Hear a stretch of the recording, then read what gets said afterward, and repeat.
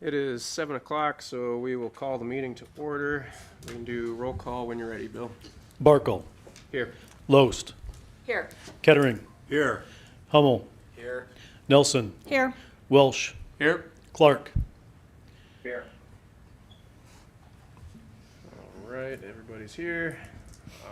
Everybody had a chance to go over minutes from the previous meeting. Unless there's any changes to those minutes, I need a motion to approve.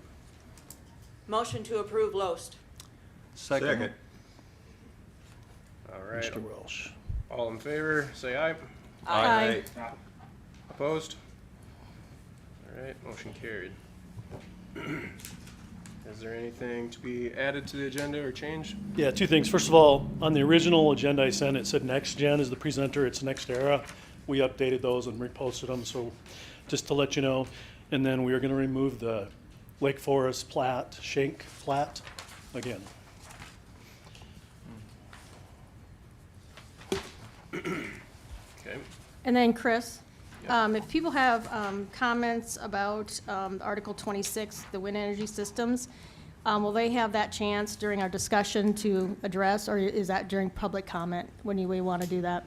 I think we'll do, just like every agenda item, we'll do public comment on that specific Okay, sounds good. item, and then there will be a public comment at the very end.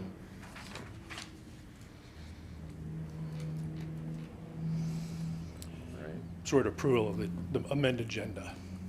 I'll Yep. make a motion to approve the agenda All changes. with Which- changes. I'll second that motion with changes. All right, all in favor of approving the amended agenda? Say Aye. Aye. Opposed? All right, motion carried. All right, we can start with conflict of interest declarations. Start with Don. I have none. Welsh, none. Barkle, none. Loest, none. Hummel, none. Nelson, none. Clark, none. All right. First agenda item is scheduled for 7:05, so we have a few minutes before that. You need the Drotsman plat? Sure, let's move up the Drotsman plat. Take care of that.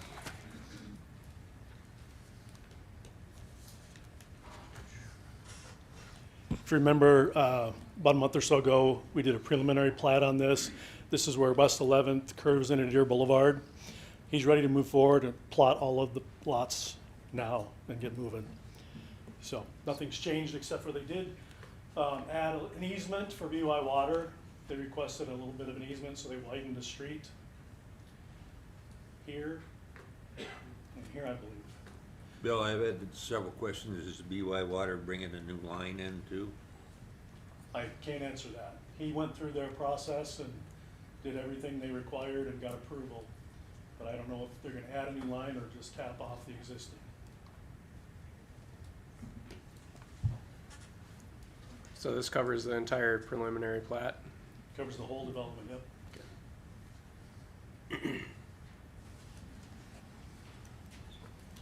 Move approval of the plat, Loest. Second. Hummel. Clark. Then come, we'll beat you to it, Dan. All right, all in favor, or I guess let's do a roll call vote. Barkle, Yes. Loest, Yes. Kettering, Yes. Hummel, Yes. Nelson, Yes. Welsh, Yes. Clark. Yeah. I wanted to make sure that Sherry made the motion and Dan seconded. Sam. Sam did, okay, thank you.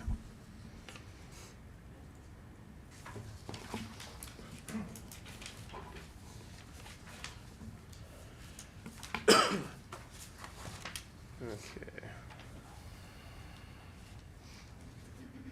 The CMC Adventures plat, I'm assuming, Their plat relies is in conjunction with their rezone, so we're gonna wait until we go through the rezone.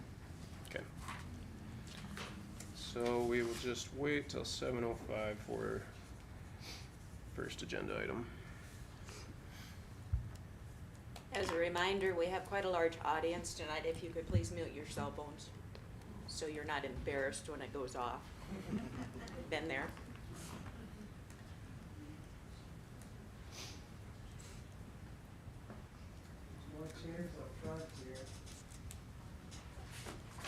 All right, so 7:05, we can move on. The CMC Adventures LLC rezone. Applicant is requesting to rezone a parcel of dual zone moderate density rural residential district and rural transitional district to a moderate density rural residential district, or R2. Said property is legally described as Lot 1 of Ranch 1, Ranch Estates in the west half, Section 4, T93 North, Range 56 west of the 5th PM, Yankton County, South Dakota. 911 address is 30938 436 Avenue, Yankton. Yes, CMC Adventures LLC owns this parcel. You can see it's dual zone, rural transitional on the north, moderate density on the south. This is 314. This is the last road before you hit 50. This is the power substation, just so you have a reference. Oops. And 50 is right up there. So what they want to do is rezone that to moderate density, and then they have a plat. They want to subdivide it and sell the lots and possibly develop them.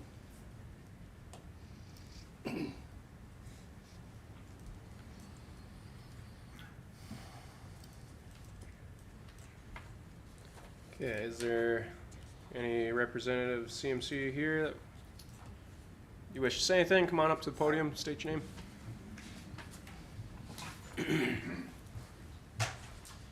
Yeah, as Bill mentioned, we recently purchased this from Ralph Marquardt, and in talking with Bill about kind of some of our development plans, you know, I think the suggestion was made that the smart thing to do would be to first of all rezone this and then consider a replat. We've been working with starting to work with BOI Water, starting to work with Stockwell for making sure we have enough water out to those lots. But that's kind of the plan. But the first step, obviously, is to get it rezoned.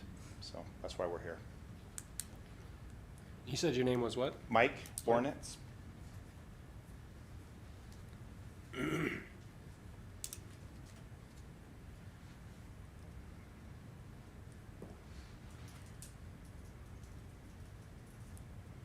Anybody have any questions for Mike? All right, thanks, Mike. Thank you.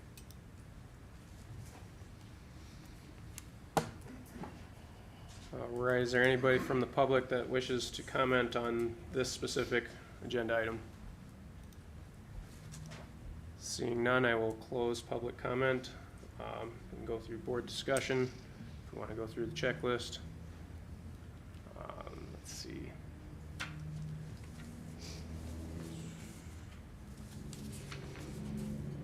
So we've got a completed request. Special conditions do not result from the actions of the applicant.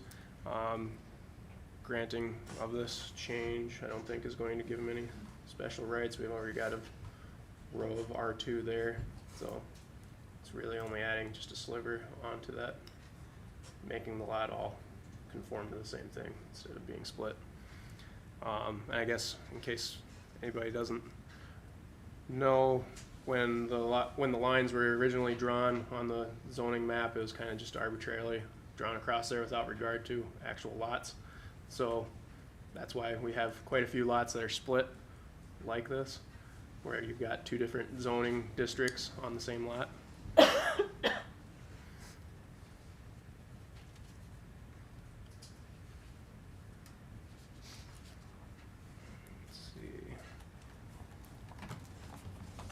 I guess as far as the ingress egress, all the service, everything's going to remain the same. Yep, there's actually a house there. They've removed all the other accessory structures, but there's a house there, so everything's present. Driveway, and if you'll see on the plat, they have the roads lined up too. So they'll follow the subdivision regulations for that. And I'm assuming that the plat is going to meet all the zoning requirements in Correct. R2.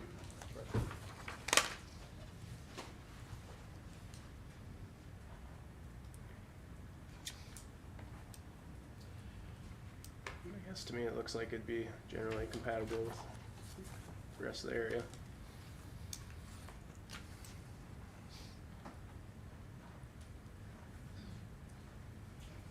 Anybody else have anything to add? Are you ready for a motion? I am, unless there's anything else. Move approval of the rezone Loest. Second, Nelson. All right, we have a motion and a second. You can do a roll call vote when you're ready. Barkle, Yes. Loest, Yes. Kettering, Yes. Hummel, Yes. Nelson, Yes. Welsh, Yes. Clark. Yeah.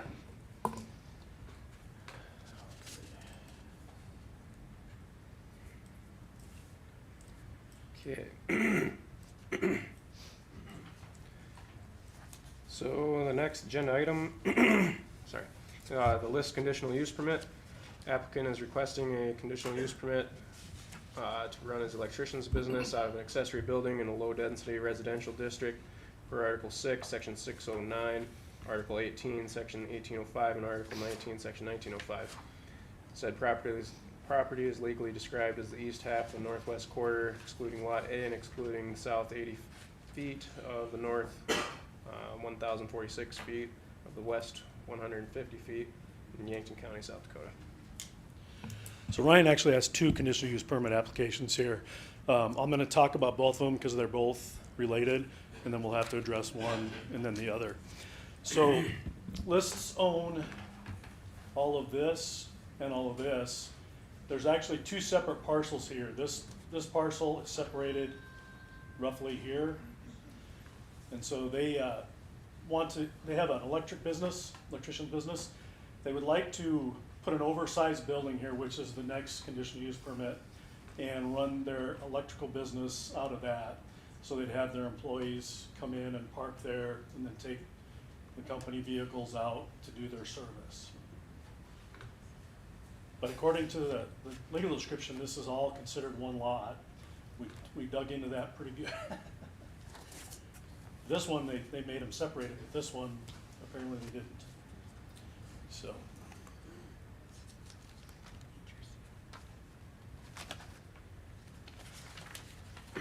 So this is under 609, classification of unlisted uses. Yes, For the electric business. yes. So I'm assuming we're using number 5, home-based sales, and number 12, manufacturing light, as a kind of a combination Yeah. of that, because the manufacturing light has a limit of 10 employees. Yeah, and it's not really manufacturing because they're just keeping their vehicles Correct. there. But it's not a home business, No, really, so Yeah. it's kind of a combination of those two. yeah. Okay. Do we know how many employees there will be? Mr. Currently, there's 9. 9? Yeah, Okay. And it's growing, so we may get over 10 at some point. I suppose we haven't let him come up and speak yet. I should probably not question that. You wanna come on up, Ren?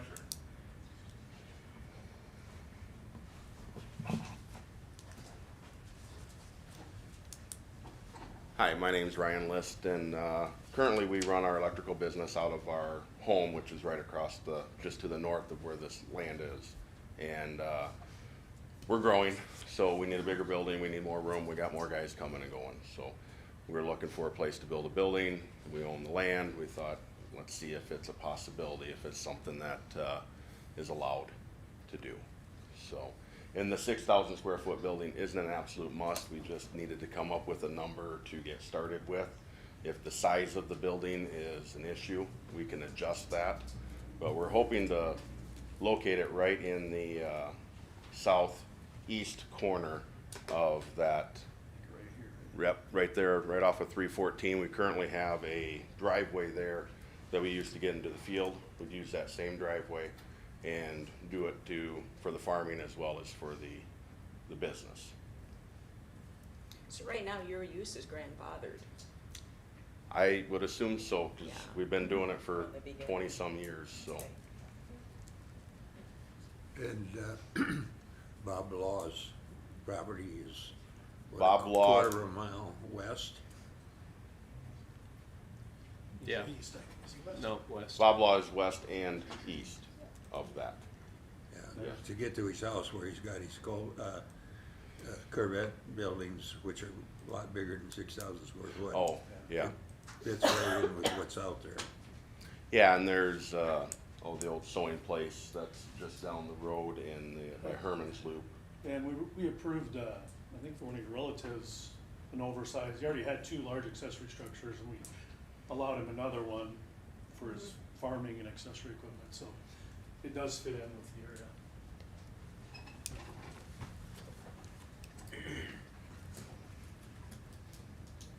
Any other questions?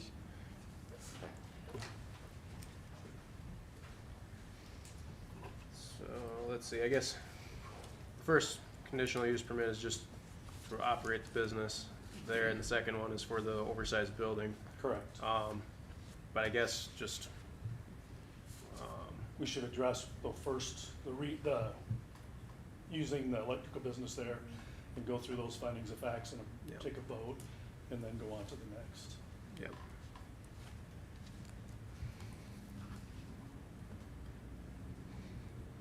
So I guess like Sherry was kind of getting at, you're thinking that we're going to fit this in with the unlisted uses Yes. and kind of following manufacturing or home-based.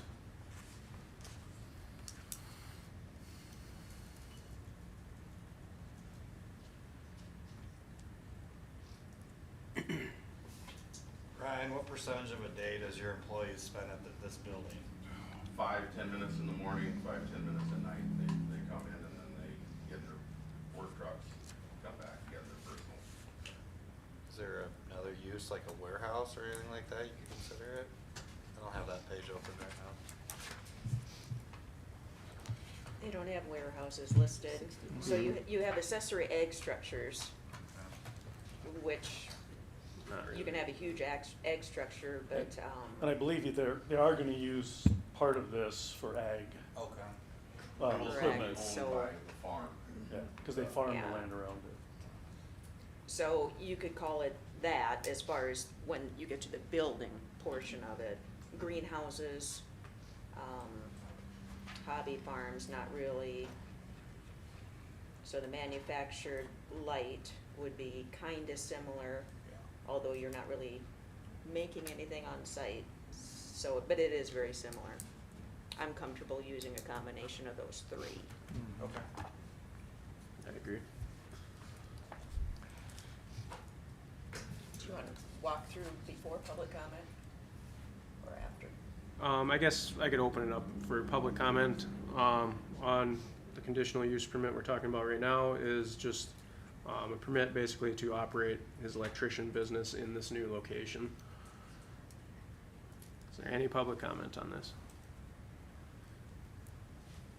Seeing none, I will close public comment. We can just continue the board discussion if we want to walk through the checklist.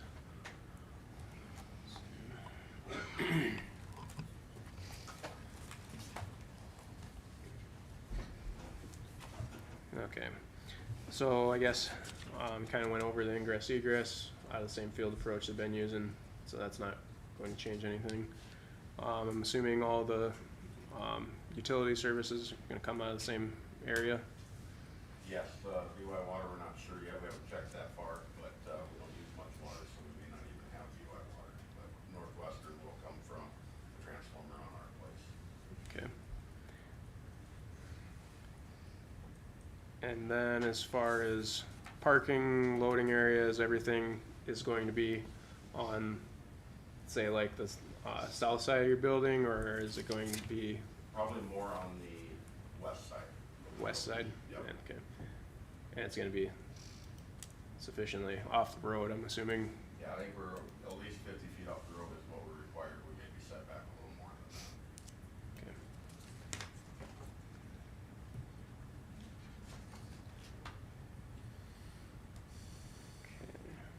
I guess, going to be adding any signs or lighting or anything around this?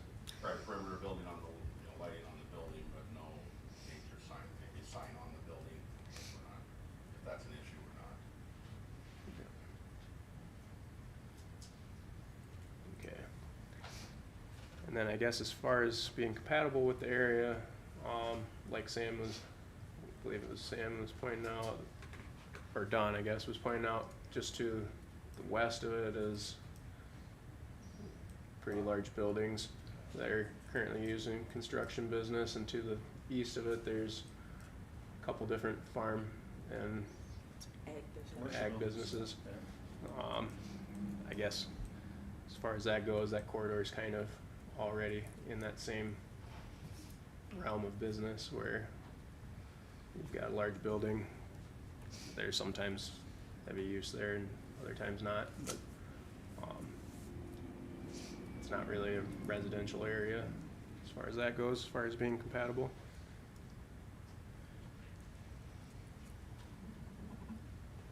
Okay, anything else anybody wants to add?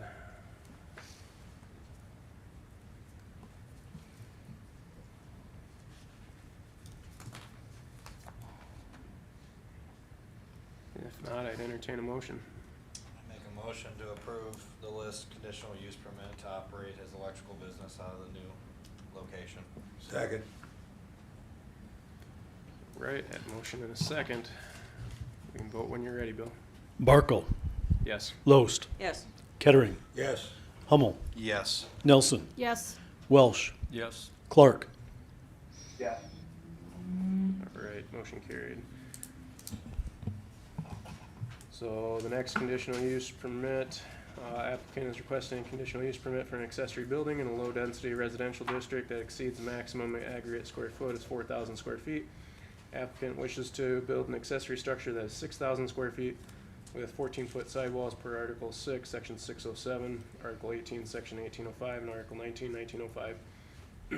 Said property is legally described as the east half of the northwest quarter, excluding Lot A and excluding the south 80 feet of the north 1,046 feet of the west 150 feet in Yankton County.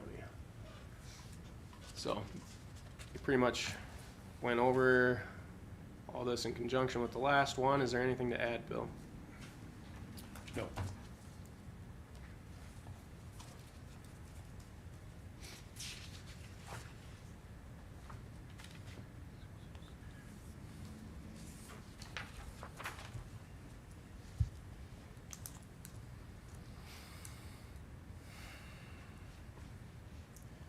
Ryan, is there anything you want to add specifically about the building portion? I don't think so.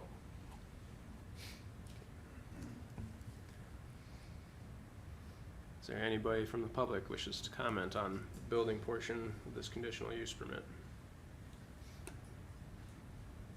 All right, board discussion. So like we were talking before, using kind of classification of unlisted uses, kind of going with the other conditional uses that are similar. Does this fit with a 6,000 square foot instead of 4,000?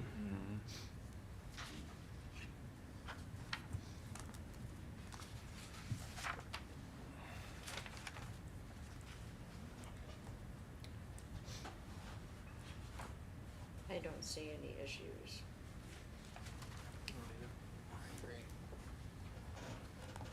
So number 16 allows this under section 607.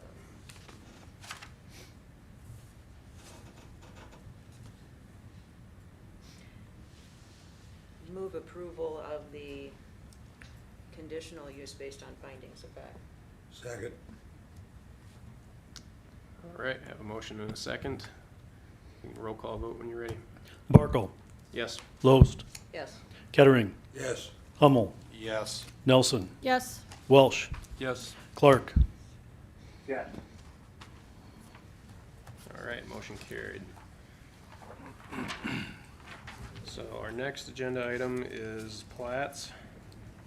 CMC Adventures LLC, a replat of lots 1, 2, and 3 of Ranch 1, Ranch Estates in the west half. Section 4, T93 North, Ranch 56 West of the 5th PM, Yankton County, South Dakota. Hereafter known to be as lots 4 through 10 of Ranch 1, Ranch Estates in the west half, Section 4, T93 North, Range 56 West of the 5th PM, Yankton County. So this is the plat. You can see they've got the roads, cul-de-sacs lined up. They had another plat, but it didn't meet the criteria, so they had to replat it, reduce one of the lots, or combine it into two others. So all lots meet the 40,000 square foot minimum. Everything comes off of 436th so they don't have to come in and off of 314 with the traffic. And I believe the existing house is on number 7. Is that correct? Yeah. Existing house is here, and so then they're going to be developing the rest. And with the existing house there, it meets all the setback requirements and everything from lot lines and all that? It's basically right in the middle of that lot. Okay. So I think they did leave one accessory structure up here, but that meets the setbacks, so it's all conforming.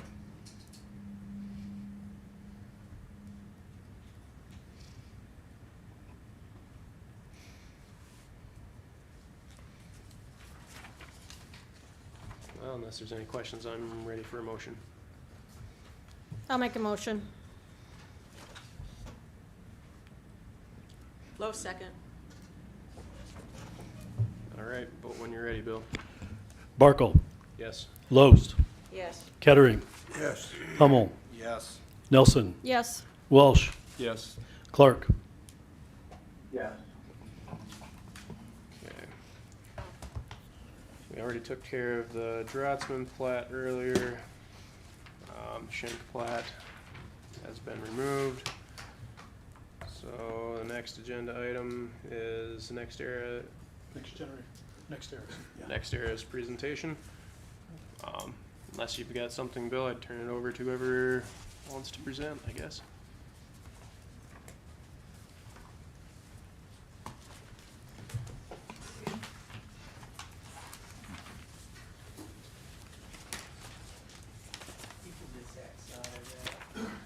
Takes it out.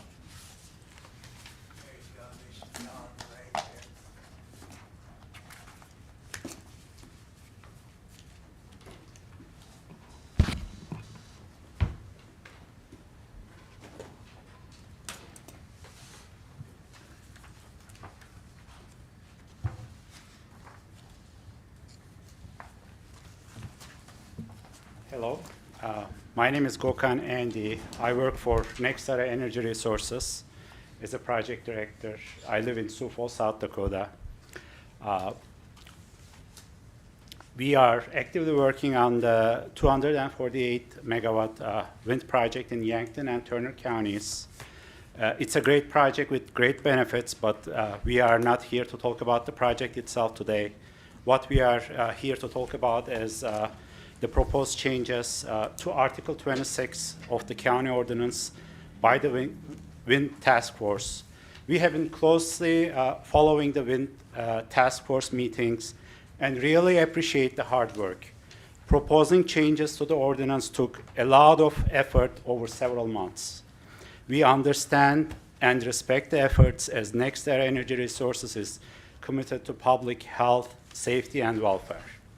However, there are several areas in the draft changes to the ordinance, if adopted, will absolutely kill wind energy development in Yankton County, not only for NextEra Energy Resources, but for any company that will want to develop a wind project now or in the future. To that end, we invited Dr. Chris Olson.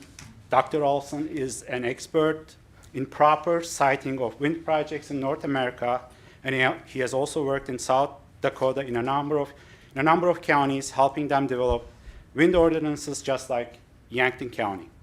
Now I'll turn it over to Dr. Chris Olson. Thanks very much, Gökhan. Just give me a second here, folks. I'll get up the presentation. Let's see here.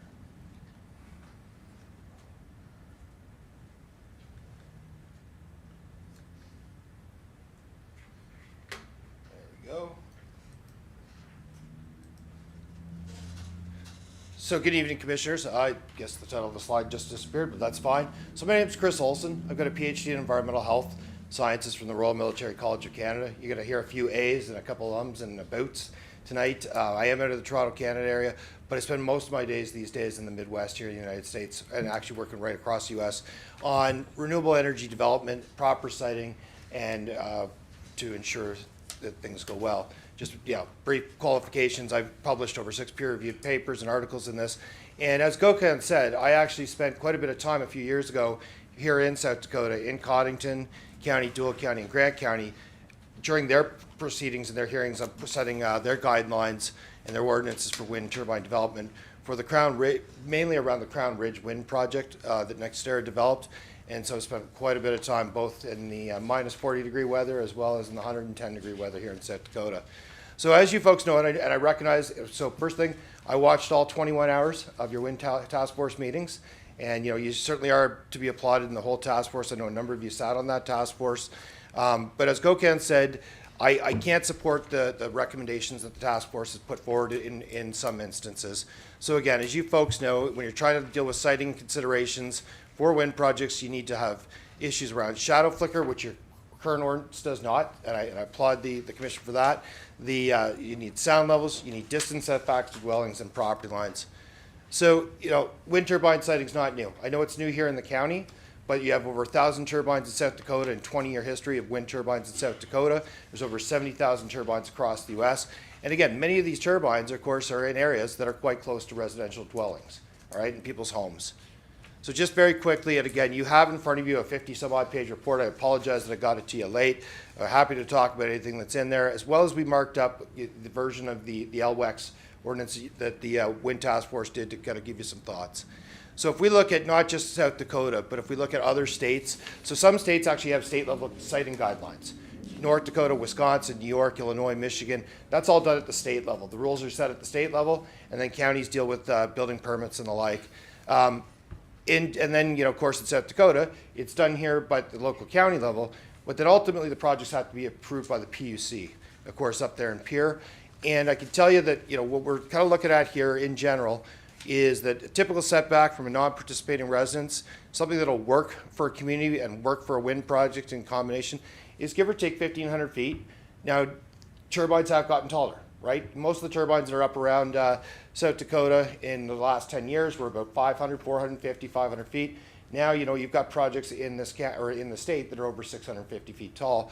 Often what we've done is move to a multiplier in height, like you guys did look at in your revisions of the ordinance. So somewhere in the kind of 2 to 3 times tip height is, when I say tip height, I mean the total height of the turbine if the tip's right at the top.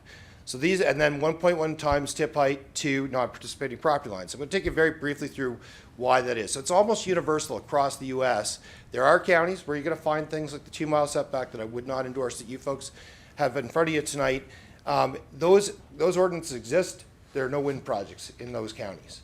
It's just quite simply there. And I'm not saying that the task force was deliberately trying to cite wind out of your county. I just wanted to make sure we're on the same page.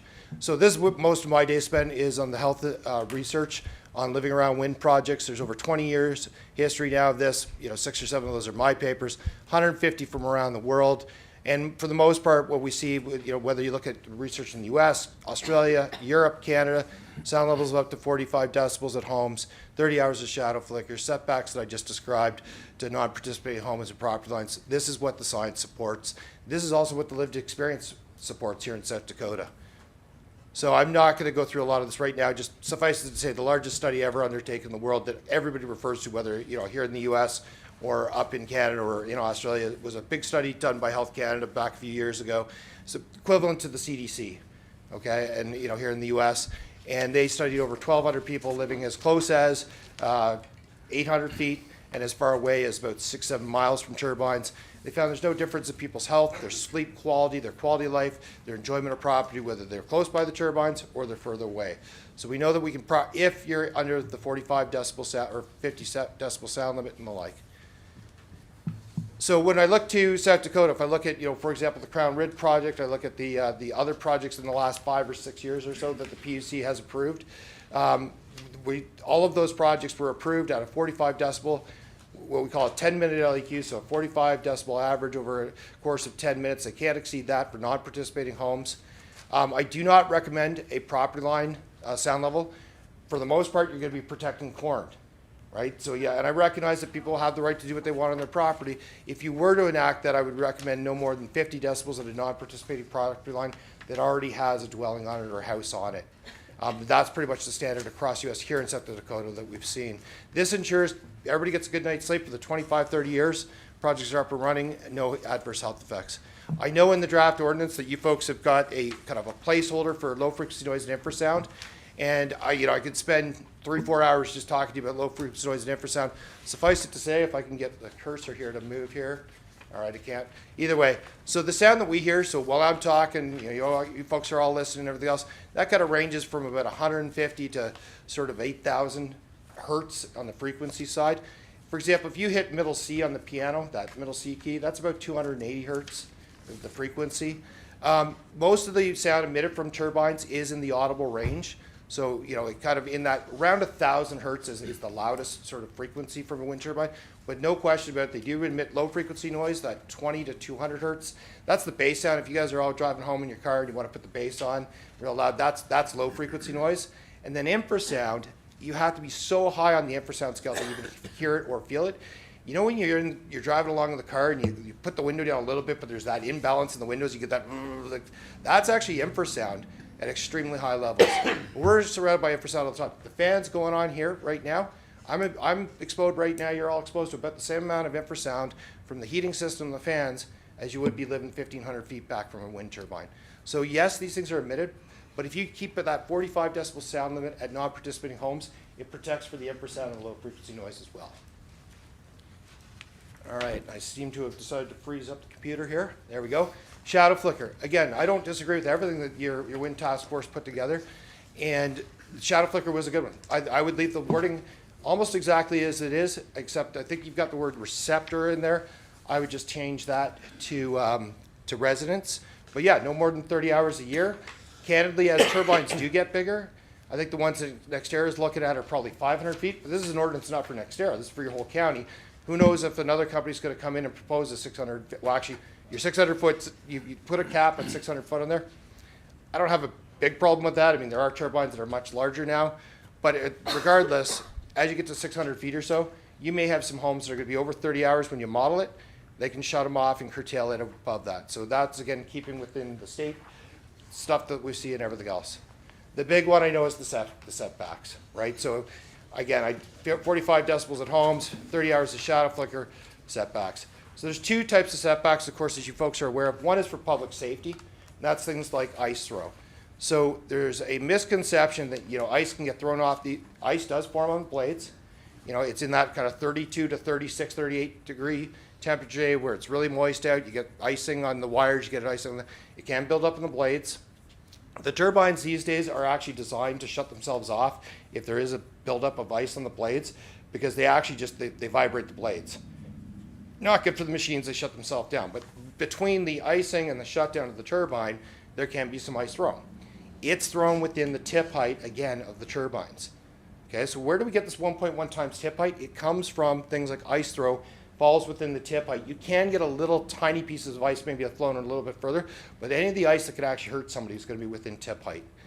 Blade fragment or blade throw. Okay, if a blade actually breaks, it does not go pinwheeling off the turbine. What will often happen, for example, if you get an excessive lightning strike, is usually why a blade will fail, or a manufacturing defect. You might get small pieces thrown off the blade during an event like that.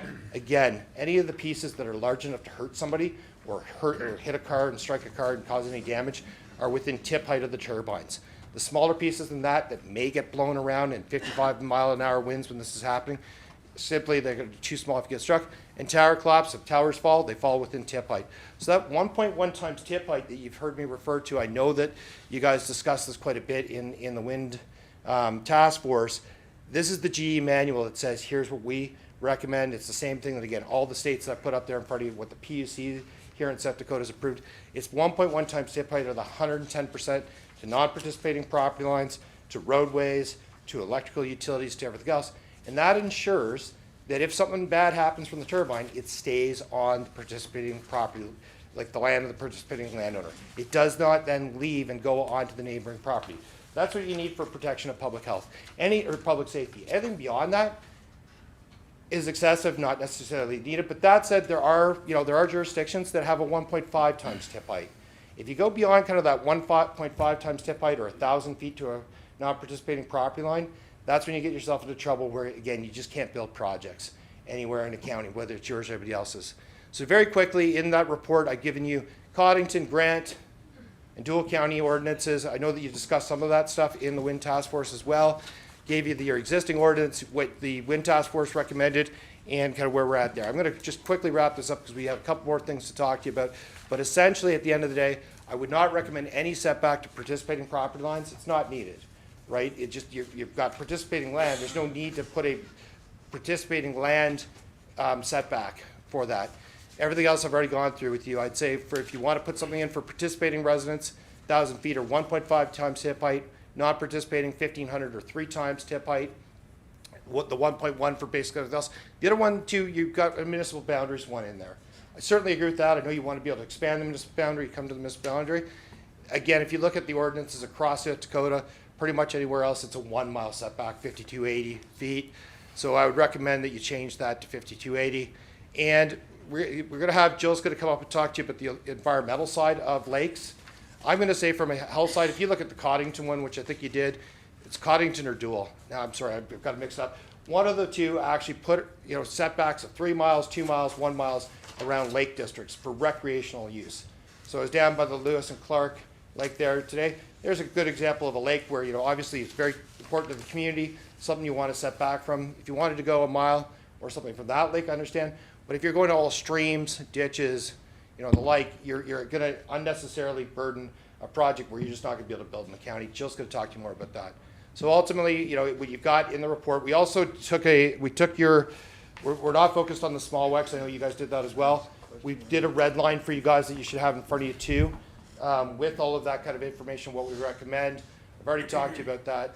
So in conclusion from my side, I'm going to turn it over to Jill here next, talk a little bit about the environmental, is that I would urge the Planning Commission, again, I applaud the Wind Task Force. It's not an easy job. Personally, I think states should set the state level guidance for siting and everything else, and then leave it to you folks to either decide you want a project or you don't want a project in the county. It would make it much easier for everybody, and then you can up or down vote as to that. What I would suggest that you have in front of you today is effectively a moratorium on wind in the county. If that's what you want, I'd just say vote up for a moratorium straight up or down. If you want to actually see the potential development of wind in the county, and again, that's your call, not mine. I don't live here, a beautiful area, but that's a call for the county. If you do want to see wind projects, I would shelve what you've got and some of the stuff you've got from the Wind Task Force, re-examine it as a planning commission, and then ultimately, follow the setbacks that you see that work in South Dakota, work in North Dakota, work across the state. With that, and we're gonna be here to answer questions. I'll let Jill talk through hers there. We got about 5 more minutes if that's okay with you folks. Jill's going to talk, and Goken are going to talk about environmental and decommissioning. Here, you go ahead and start talking. Okay, great. Hi, everyone. Good evening. My name is Jill Seed, and I'm the Environmental Project Manager at NextEra.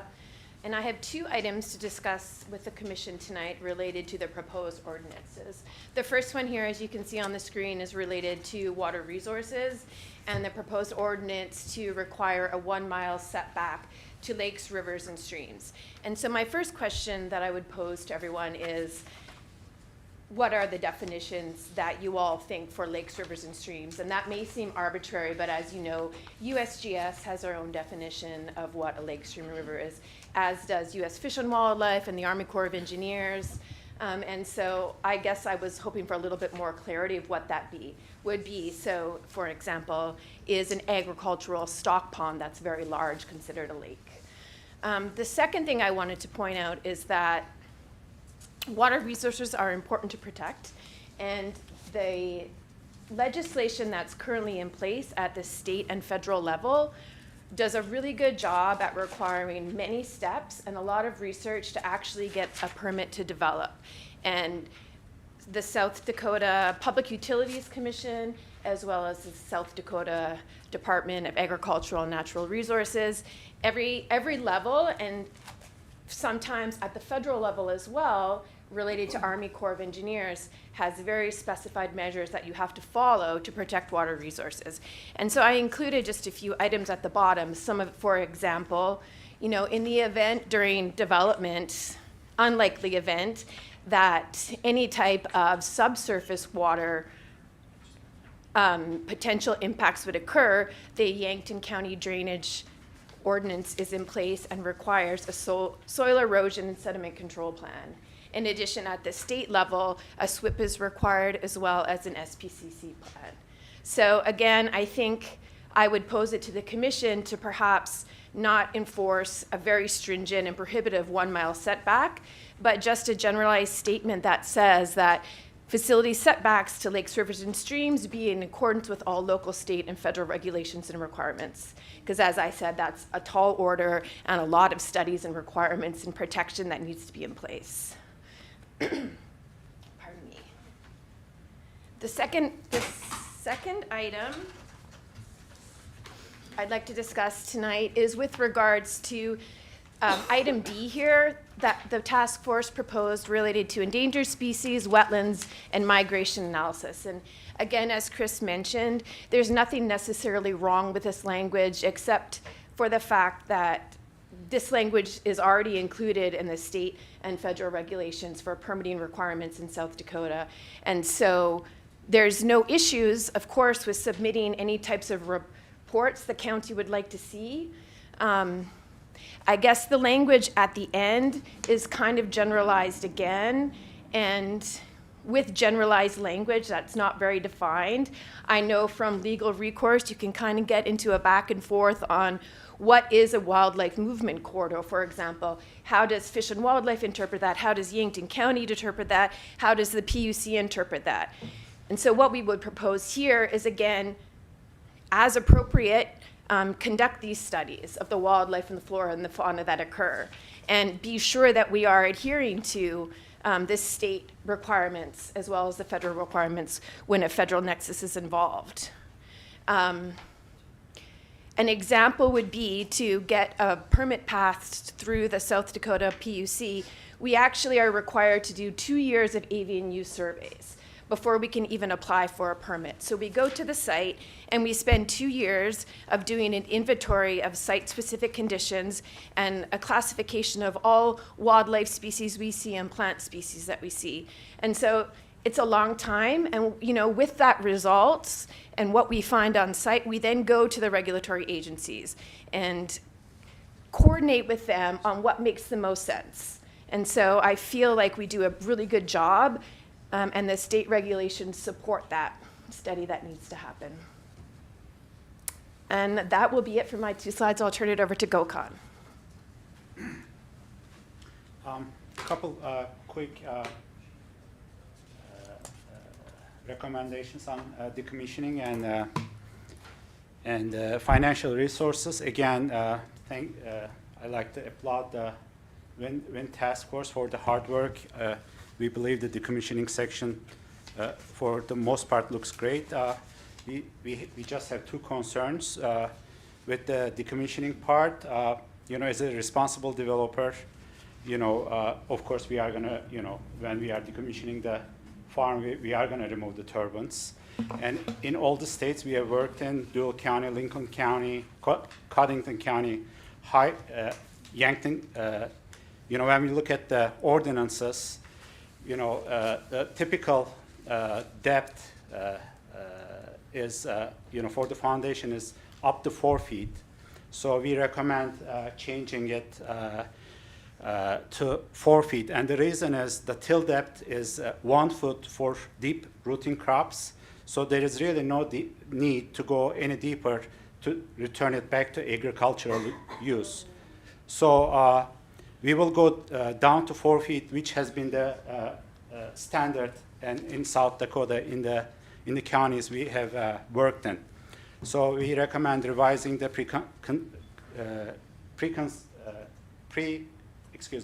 pre-construction conditions for foundations 4 feet below surface. Collector lines are already buried below till depth, so they don't need to be removed.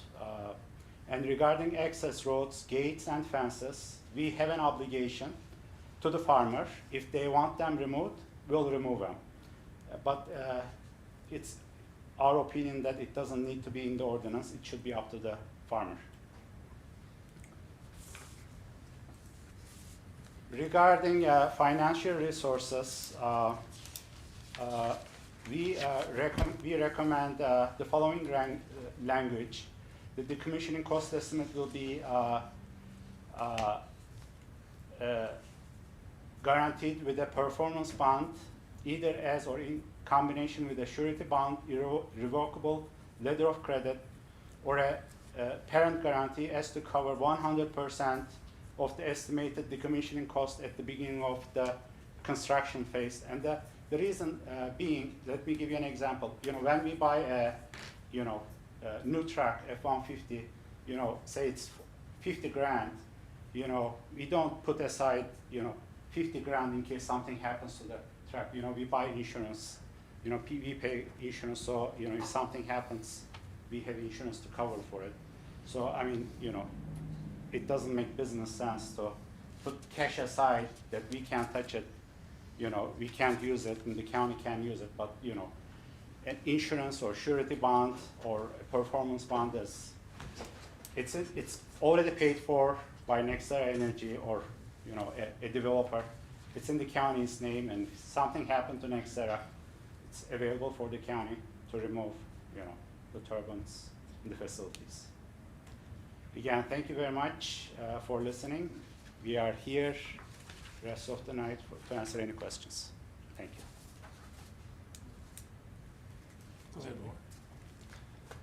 Since you're there, Sure.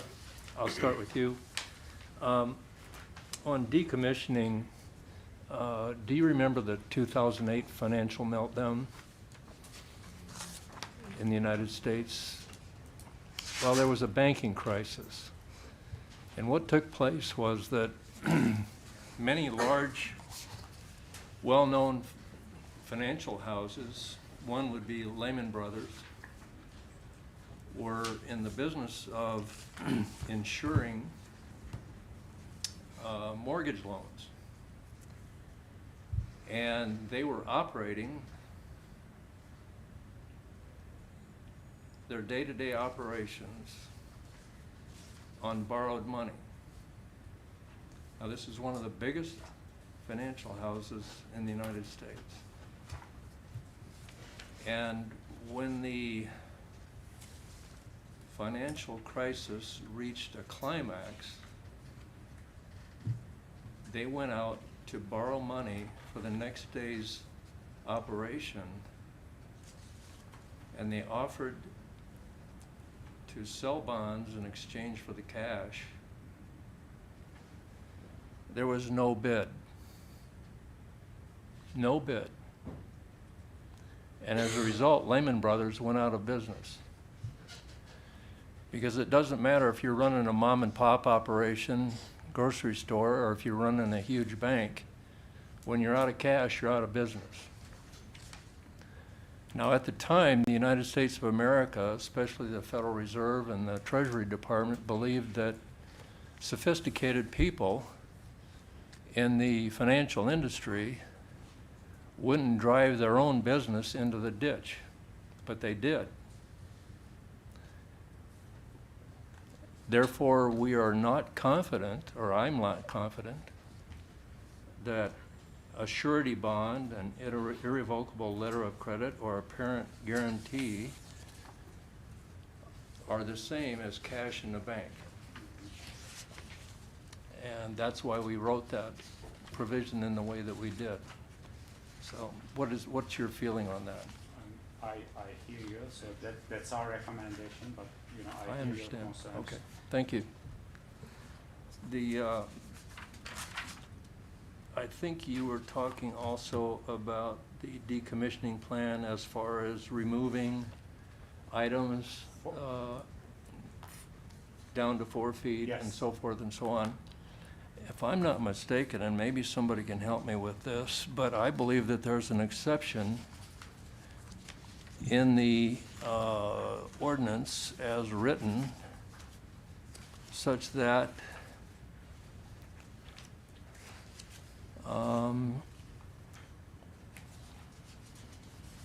the company It's right there on the slide.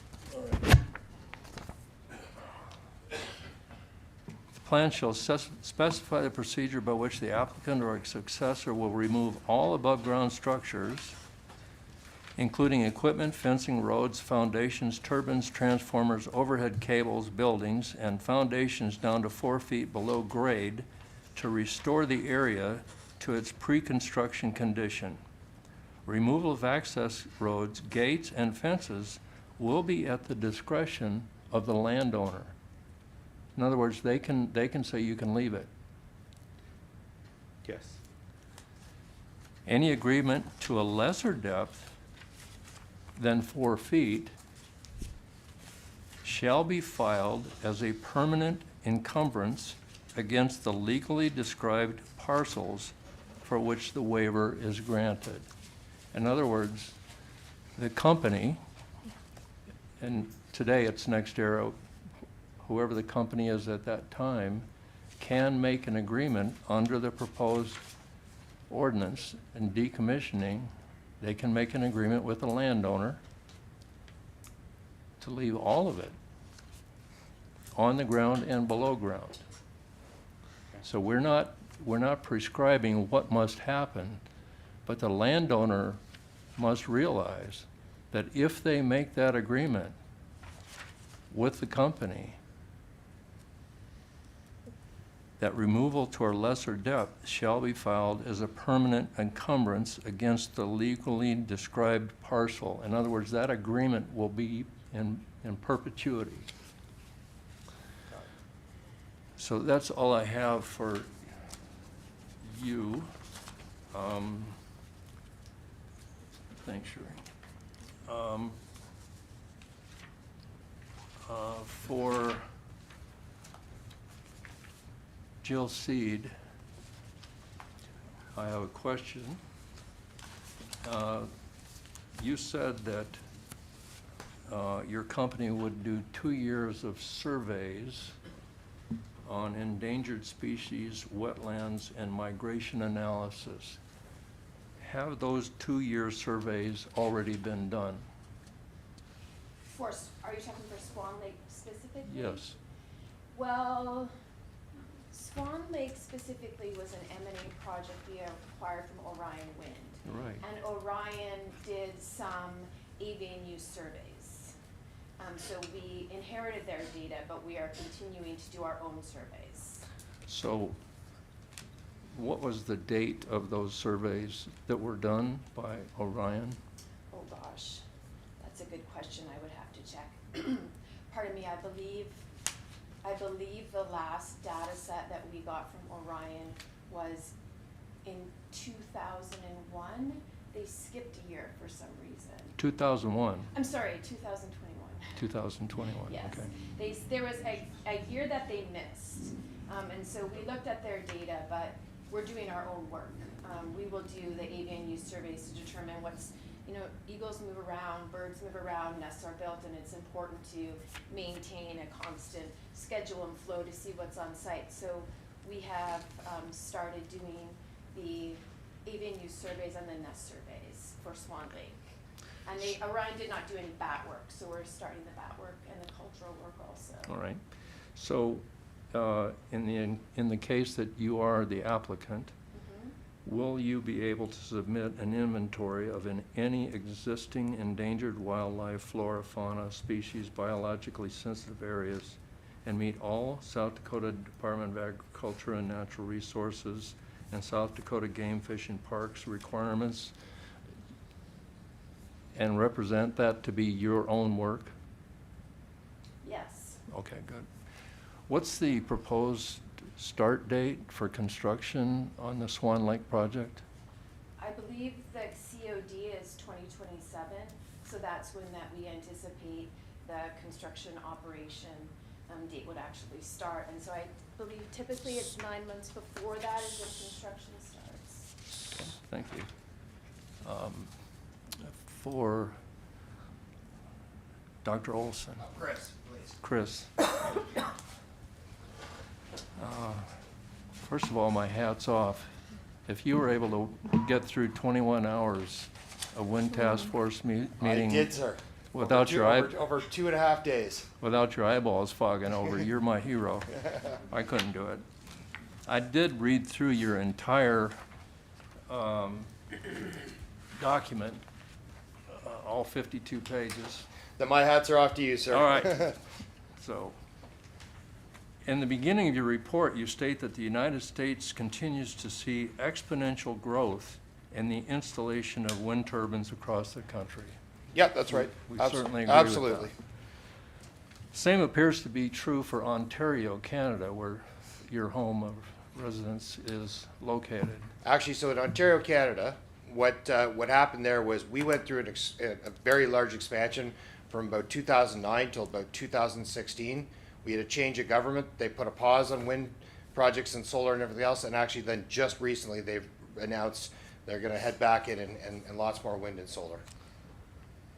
As best I can tell, there are over 50 large wind energy conversion systems in Ontario now. Yeah, there'd be somewhere around, I believe there's somewhere around 3,500 to 4,000 turbines in Ontario right now, yes. Okay. So projects 50.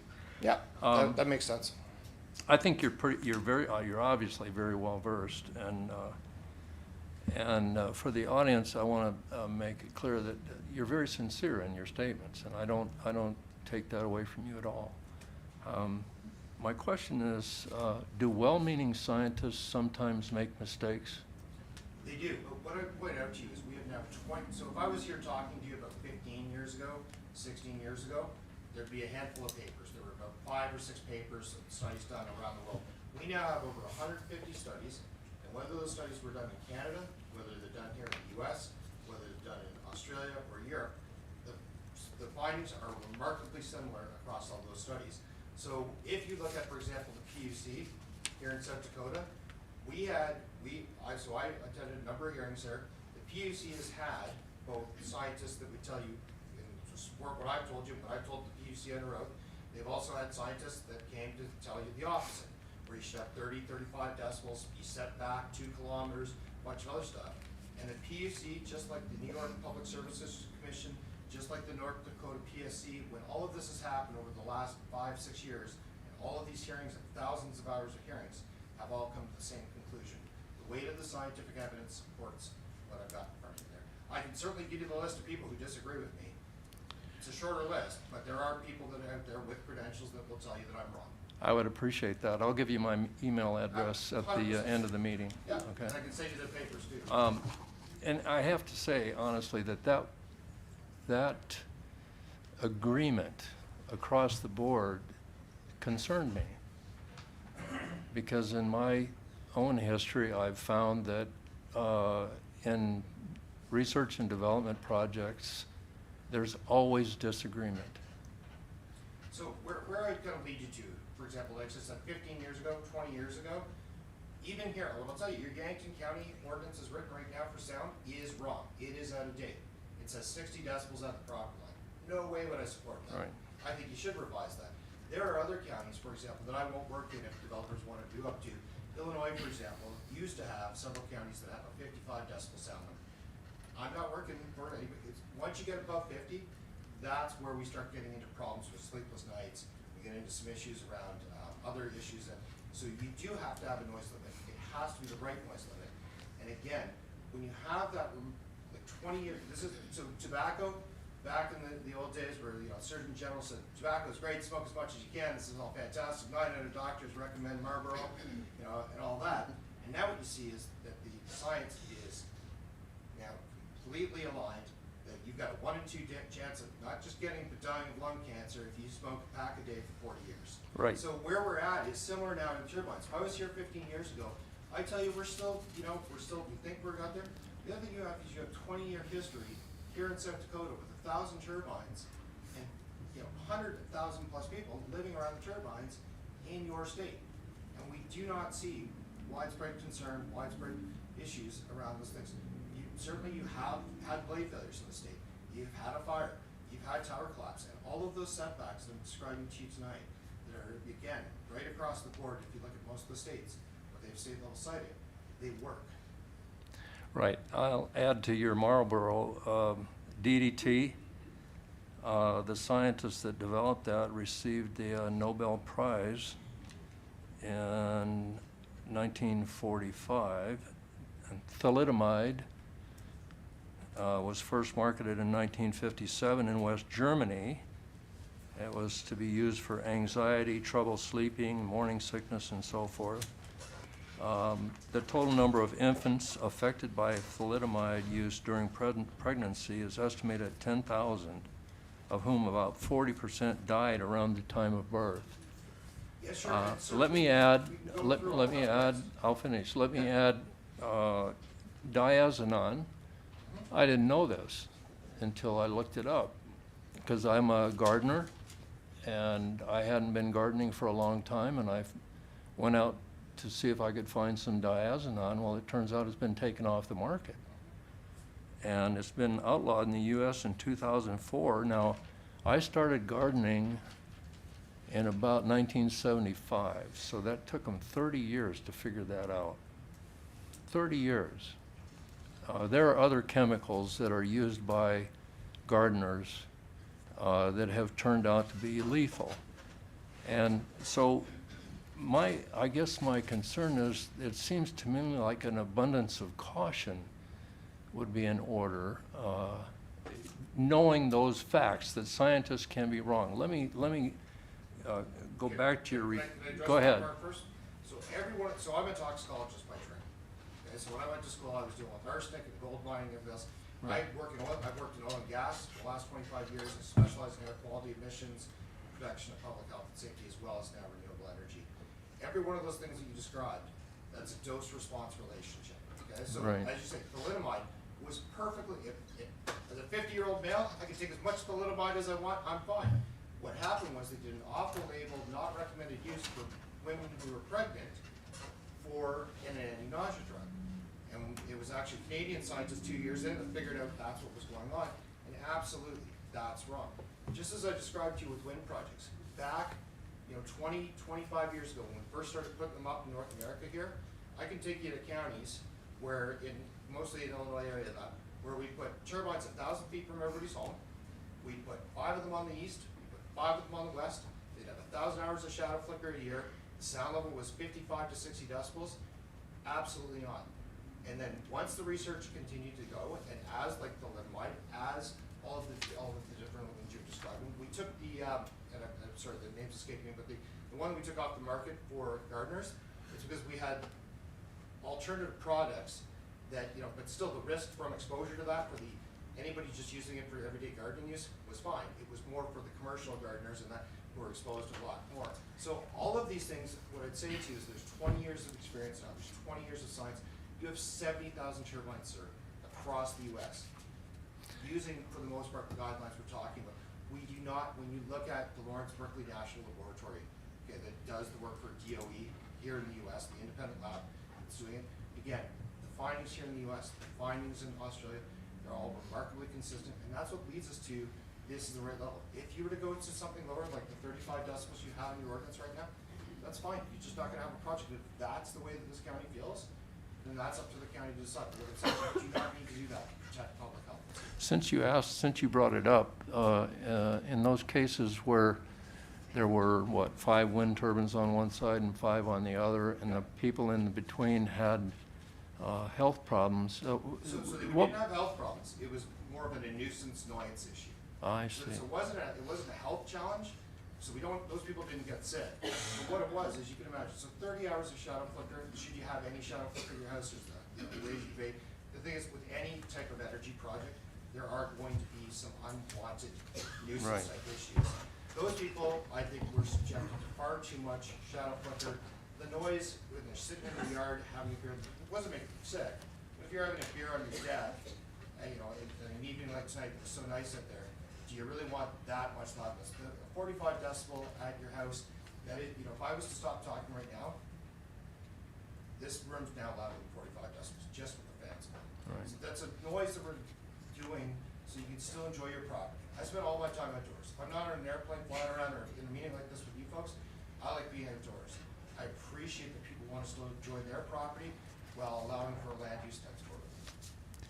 Chris, So how much this new generation of wind turbines, how much improvement have we seen in noise reduction at the 1,000 foot or 1.1 times tip height?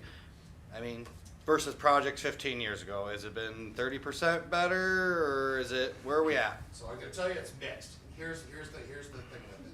So as the turbines were kind of like that sort of 400, 500 foot range, the older ones that 10 years ago. Yep. So I think on the slide in the document here, if you look at the that nice little figure that I have, what's the sound level at the turbine itself. So at the hub, that's where we like got the noise. And actually, sorry, one of the other things that I recommended you do, you missed one of the studies in your study list, you put the shadow filter study.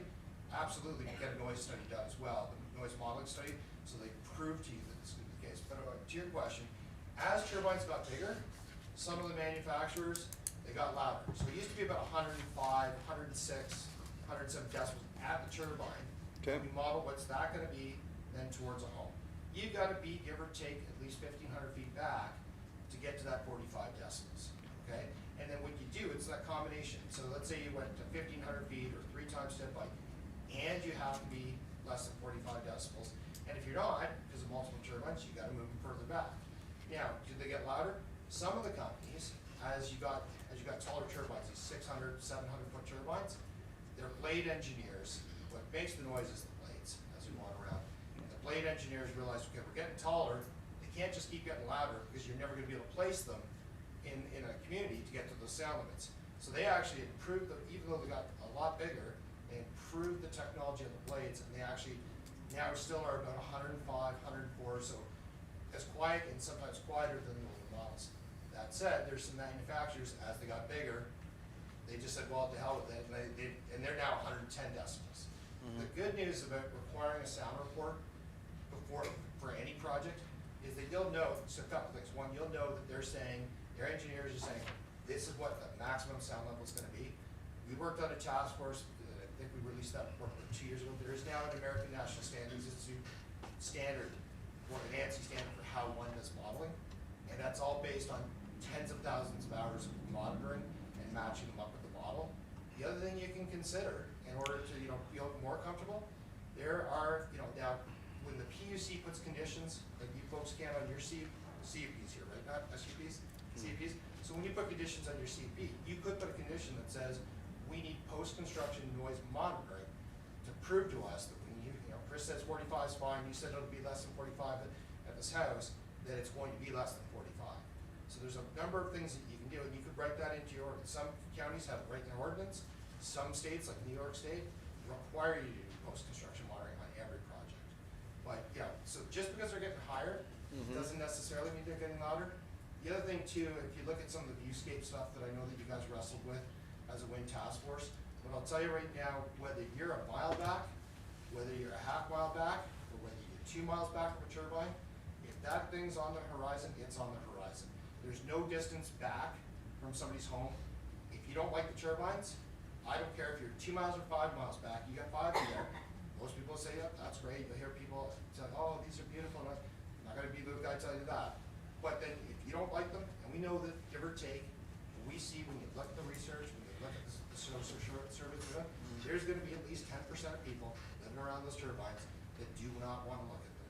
They're not gonna get sick, they're not gonna get increased stress levels from it, but there's nothing there that you're gonna do to convince them that you should put those turbines there. So you can't put setbacks in, and again, I'm not arguing with those folks. I know there's gonna be some that are gonna come up here, and that's okay, folks, I get that. I'm not trying to convince you these things are gonna be great. Not gonna make people sick, but I don't care how far you're back you put them. If they're there on the horizon, and you look out your window and they're there, no matter how far you set back. The other good news that you guys put in your ordinance is the ADLS system. Huge fan of the ADLS system. In fact, I was at the first meeting for a state level permit in North Dakota.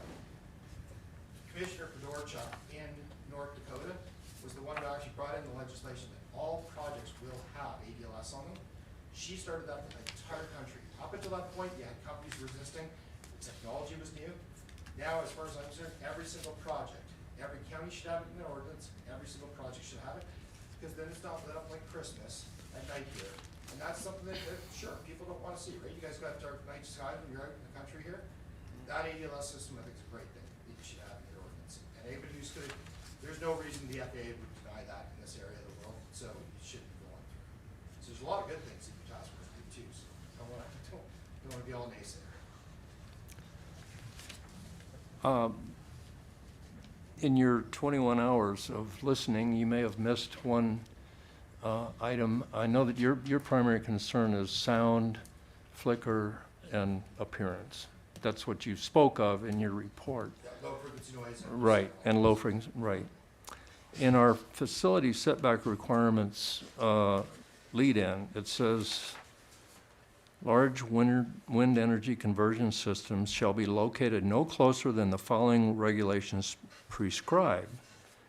The applicants of a LWECS may request the required setback to any category listed in the table below be lessened. Now, the problem with that, though, Mike, is when you do that, right? So as these guys are coming in, or somebody else in Energy, or Avangrid, one of the other companies comes into your county, if the rules aren't extremely clear from the second they walk in there, they're gonna spend millions of dollars developing projects, causing, public meetings, everything else. If they don't have certainty in the rules, and then to come to you you've got 2 years of bird studies and all that stuff, then to come before the planning commission, goodness knows you guys got an Right. election come up, and the county commission could change now or in a couple of years from now. It's so arbitrary that, well, are we gonna grant that for this project or not? So I don't think it's appropriate to have that kind of language in there with a set of rules that are so restricted that you couldn't build, because you'd have no idea how to do it. Hold on. This request shall only be approved after the applicant obtains signed waivers from all property owners within the setback distance. Any authorized person, business, or government entity that is within the setback distance may waive the setback distance. The written waivers shall be permanently attached to the approved conditional use permit and shall be filed as a permanent encumbrance against the legally described parcels for which the waiver is granted. So in other words, the company is perfectly capable of going out and signing contracts with the people who have agreed to allow the wind energy conversion systems to be placed on their property. It seems to me that the company should also be capable of going out and getting agreement of all of the individuals who own property within those setback distances. Now, So Mike, if you think of it this way, right? The project that I think they're proposing, let's just call it 100 turbines. If you take a 2-mile radius around that project, right, that means a handful of individuals could stop the project, because you need everybody within a 2-mile radius of a turbine. And there is no way, I'm telling you, I told you 10% of people, no matter what you do, are not gonna want the project. They're not gonna, so then you're asking, and don't get me wrong, what you're describing is often what companies do, it's called a good neighbor agreement. So often you've got people who've got a 5-acre, 10-acre, 20-acre parcel who can't possibly host infrastructure. And then what most companies will do is they'll offer a good neighbor agreement that says, we'll give you whatever, a couple $1,000s a year to be a good neighbor, and then you sign that waiver that says that you're not opposed to the project in your life, and then you're a project participant. There's no way, even to get a 2-mile setback in an area that large. And you saw what the Swan, what GoCam put up there. I can guarantee you can never build a project by trying to get waivers to that. The waivers that you see from, again, PUC, the waivers that you see in all the states are that if you want to waive the 1,500-foot setback to homes, if you want to do those. So again, if you look at what you put in place, I would suggest to you that just go ahead and put a moratorium in place, because it's not gonna be possible. Companies that are developing now versus companies 20 years ago, absolutely try to get as many people signed up. It helps the community, and, I'll let NextEra speak for themselves if you want on project specific. But in an ordinance, the ordinance way it's written, companies are just not gonna come to the county. I'm just telling you from experience. I've worked over 120 wind projects. Some have been successful and been permitted, and some have not in this country. But ultimately, they need surety of the rules when they come in. the founders of our country, Sorry, what's that? Sorry. I said the founders of our country in 1787 created something called the Constitution of the United States. It starts off, "We the people." Yeah, absolutely. Later, they added the Bill of Rights. Amendment 5 states, "No person shall be deprived of life, liberty, or property without due process of law, nor shall private property be taken for public use without just compensation. So the founders of our country put property rights in the same category as life and liberty. Yeah, and Mike, I've read your constitution, I'm well aware of Article 5, right? So hear me out. I'm not a constitutional scholar. I don't think it's gonna be good to get into the debate. What I'm saying is that these setback distances we put before you, 70,000 tens of millions of people around the United States living around turbines with these type of rules and regulations. We're not taking away property rights from others. Yeah, there's gonna be a whole argument that says you can't tell me what to do with my property as long as I'm participating in that. But the reason we have rules, so if you wanna put a gas plant up, if you wanna put a nuclear station up, if you wanna run a gas pipeline, you wanna run an oil pipeline, we have to have setback distances that are appropriate and then do not impact the neighbors. And that's what I'm saying is that this is the set of rules that I've put in front of you. That is what we've seen work so that we're not encumbering the neighbors. We're not taking away their quality of life or the enjoyment of their property. We're not restricting their hunting rights. We're not restricting how they're doing anything on their land itself. It's just, and it's simply the way that planning works, and I know you folks talked about it, it's always a balance. And I recognize that you and I just disagree, and that's okay.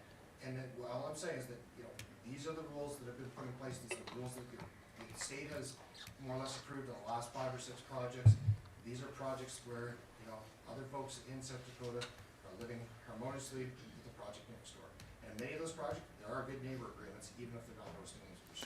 So many of the people in this room own property in Mayfield and Turkey Valley townships. One of the rights, now I'm going back to my real estate broker and banker days, one of the rights that come with ownership of property is the quiet and peaceful enjoyment of that property. And that's where I would suggest to you, when I said, no kidding, if I stop talking, I'll actually put it on right now, because these things are actually pretty darn accurate these days. Level in the room right now is 52 decibels. So That's not the so point. hear me out for a second. If I said 45 at the house or 50 at the property line, those are the levels that we know then do not then impair the enjoyment or use of your property. Right. And that's what I'm saying. That's why, if you were to come to me and say, I want 55 decibels at the home, and, that we're sitting out there in the field, and, scaring all the deer away, and you can't enjoy while you're a gardener, and you can't enjoy gardening, that would be inappropriate. And what I'm saying is the standards that we have here, we see that quiet rural area, typical background is in that 40 to 45 decibel range already, without it. Commissioner, see the look at it. I can send you the studies for that too. Okay, and so, but the reality is that's what we're trying to do. We can't just keep throwing these things up and then pairing everybody around them. And that's where we see it's worked. 70,000 turbines. We have that experience. I would encourage you folks to talk to your counterparts in planning, in Connington, in Dual, in Grant, and then ask them. That project's up and spinning. Ask them how they came to the rules that basically are in front of you, and then what they think about it, how those rules went. Right. I haven't spoken, I'll tell you right now, I haven't spoken to them since I used to spend about a year with those folks, but I think that's what I'd encourage you to reach out to do. Now, you live in a relatively urban area, I believe, no? I live in a little village outside of, yes, a very large town, but I live in a little village outside. Okay, and so you're probably used to loud road noises and ambient light beyond what might be the case on a farm in Mayfield or Turkey Valley. I come from a long line of dairy farmers, sir. All right, I got you. So I But- absolutely know what it's like to calve in the middle of the winter. I know what it's like to milk a cow, and I know what it's like to drive a combine and live on the farm. You made a choice to live where you live. The people here have made a choice to live where they live. Absolutely. And they've done it because they enjoy that particular thing, which is like the quiet enjoyment of their property. And so And Is- that would be maintained. all Next Era has to do is knock on the door and get permission. So why- What is wrong with that? So are you saying that basically we pay people to listen to the noise that then they'll enjoy No. the property better? Because but you essentially are, right? So you're making this argument that it's quiet, and we moved out here quiet rural area. Do you think think those people then in theory would sign up? And if they did, is it okay that now that they've signed up, because if not, again, we're not going to be changing the quality and the nature of the rural area, especially with the ADLS system. That thing, yeah, certainly dark skies, right? That's a good thing. I mean, I think, Mike, you know, my answers aren't gonna change. I understand where you're coming from, and that's where I'm saying that is then an emotional discussion, not on setbacks, but on a, do we want the project or not? You can't possibly sign up. I'd have to take a look. I mean, maybe the planners can tell me how many people would live in that area of Swan. It's, you know, it's not 15 people. It's quite a few. I can tell you we've got projects in New York within 1 mile of a turbine in those projects. There are over 1,000 homes in the rural areas of New York State. Chris, do you have any, because you have 20 years of data, do you have any evidence to support what this does to property values 5 years down the road? So I'm not the property value guy, but I'm going to give you somebody over here that can talk to you. That I'm getting out of my life. I could. No, there are starting to play. that's totally fine. Somebody. Want to just general statement? How about this? We can get you property value. Yeah. I'll tell you in general because I've been to hundreds of hours of meetings. Yeah. That they'll say that there's no impact on rural property values. There is a study that I can forward to you guys right after this by the Lawrence Berkeley National Laboratory, so LBNL, by Ben Hohen, who's the lead author of all these studies, that say if you actually live in a county that has over 250,000 population, there can be some impact on property values in wind projects for about the first 5 years during construction of that. But if you're in rural counties, less than 250,000 people, there's no impact on property value either starting or the finish of the project. So I'll send you that paper. We can get that through Gary. We'll send that to you right after here. Actually, I'll sit down here and I'll find it. I'll email it to Gary so we can get it to you folks. But yeah, it certainly is a quote. That is, and that's part of the stress and all the other things that we worry about on the outside. The single biggest thing that most of us own is our property. It's the single thing that we have the most value in. And then you hear people that'll stand up, including, you know, former president, that did say 70% of your property value is going to go away overnight. I was in a public hearing that night. You can imagine that doesn't go well, right? But then when you look at the studies, yeah, we'll get them to you folks so you can take a look at those. My understanding is that for rural areas similar to this, and they did do study in South Dakota in that study, that they don't drop. All right. Any more questions for Chris? Thank you. Thanks, guys. And certainly, I mean, Mr. Chair, I understand that when you get public comment, that normally it's not a backboard. We are happy, if you want us to answer questions from the public, we're happy to do so, but I don't want to sit. I recognize as chair, Yep. you've got that discretion. Yep. And I guess on that point, I feel like we had a pretty robust back and forth here.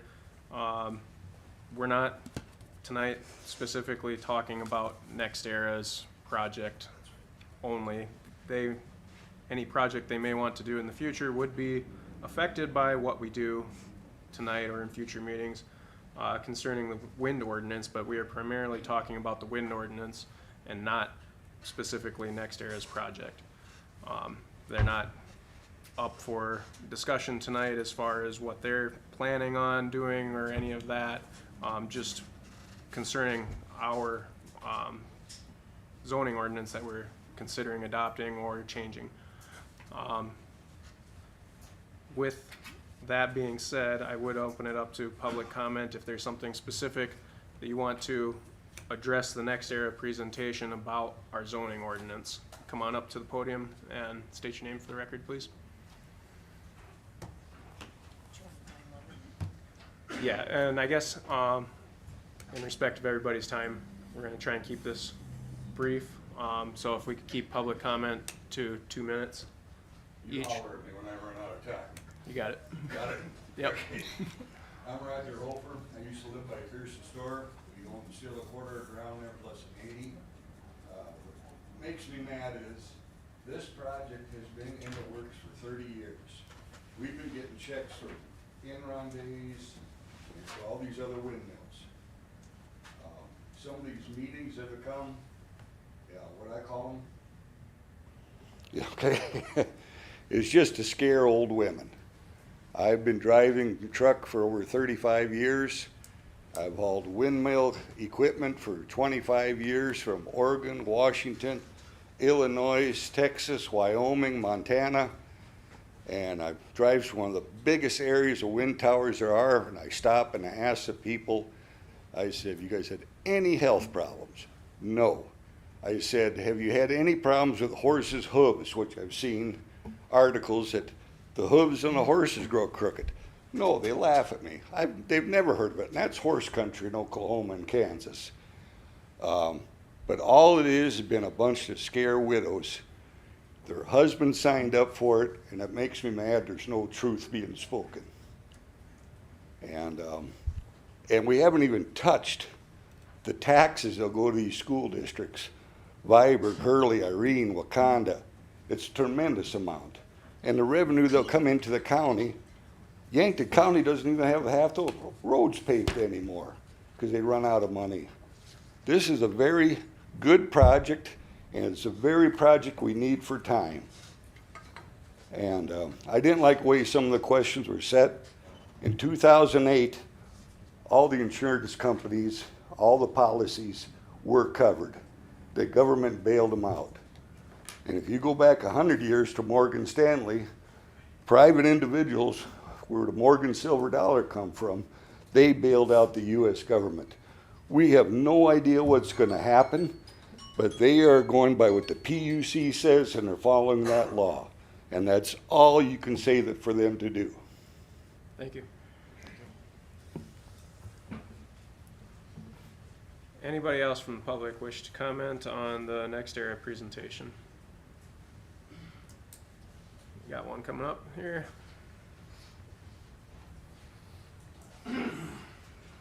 Hi, good evening. Robert Burns from Yankton. I appreciate the folks from NextEra coming out and telling us what we're supposed to think about wind. We spent 3 months on that wind task force. We looked at all that stuff, and we don't want it. Guys, we don't want it. We voted 7-2 to keep it out of here. 2 miles, okay, is not set in stone. 2 miles requires them to say, hello, we're putting up wind turbines. Is it okay? Can we work with you? Can we work together? That's what that is. Okay, it's a chance to team and partner, not just, well, we can't do it if it's 1,000 feet. Oh, unless it's 1,000, we're not going to. These people here represent the people of Yankton County. People of Yankton County have spoken loudly and clearly. They don't want it.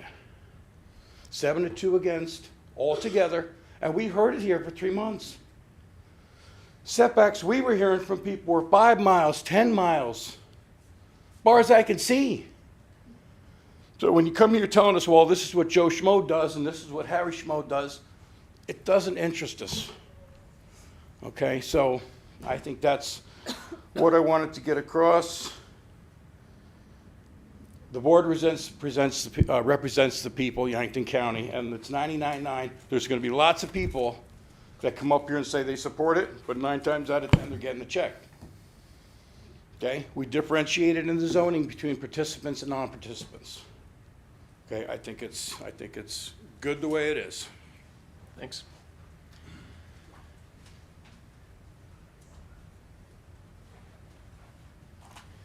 My name's Matt Conway. I live up north Mayfield Corner. I moved out here 3 years ago from Minnesota, and I checked when I moved because I drive truck too.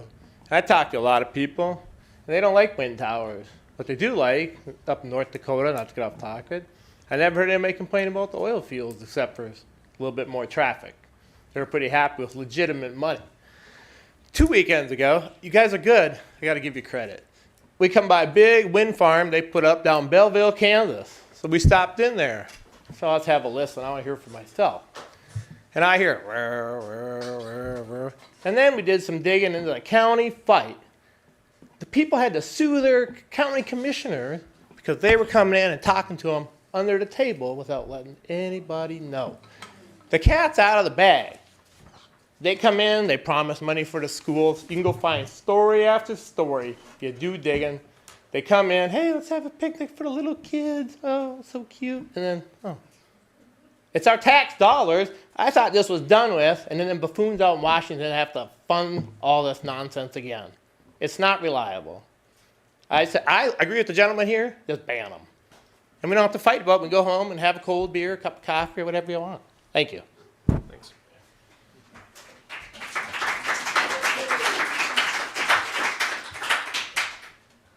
anybody else wanna come on up?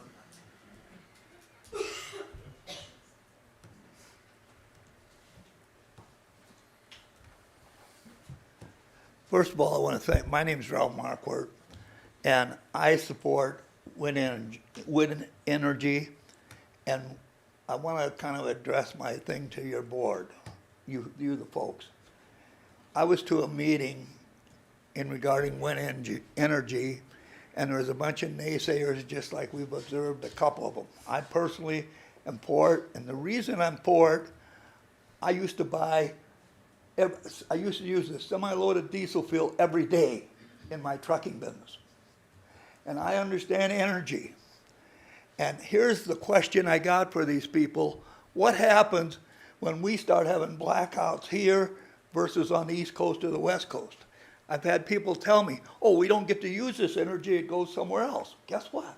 It goes into a great big power grid. And in that power grid, if we start having blackouts here, guess what? That energy will be made here and we'll be able to use it here.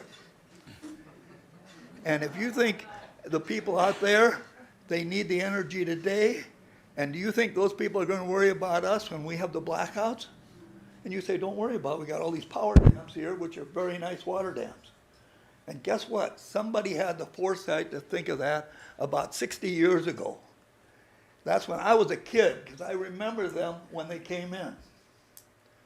And therefore, when we talk about wind energy or solar energy, I just came back from Europe here, and I seen all kinds of it. You know why they got so much of it over there?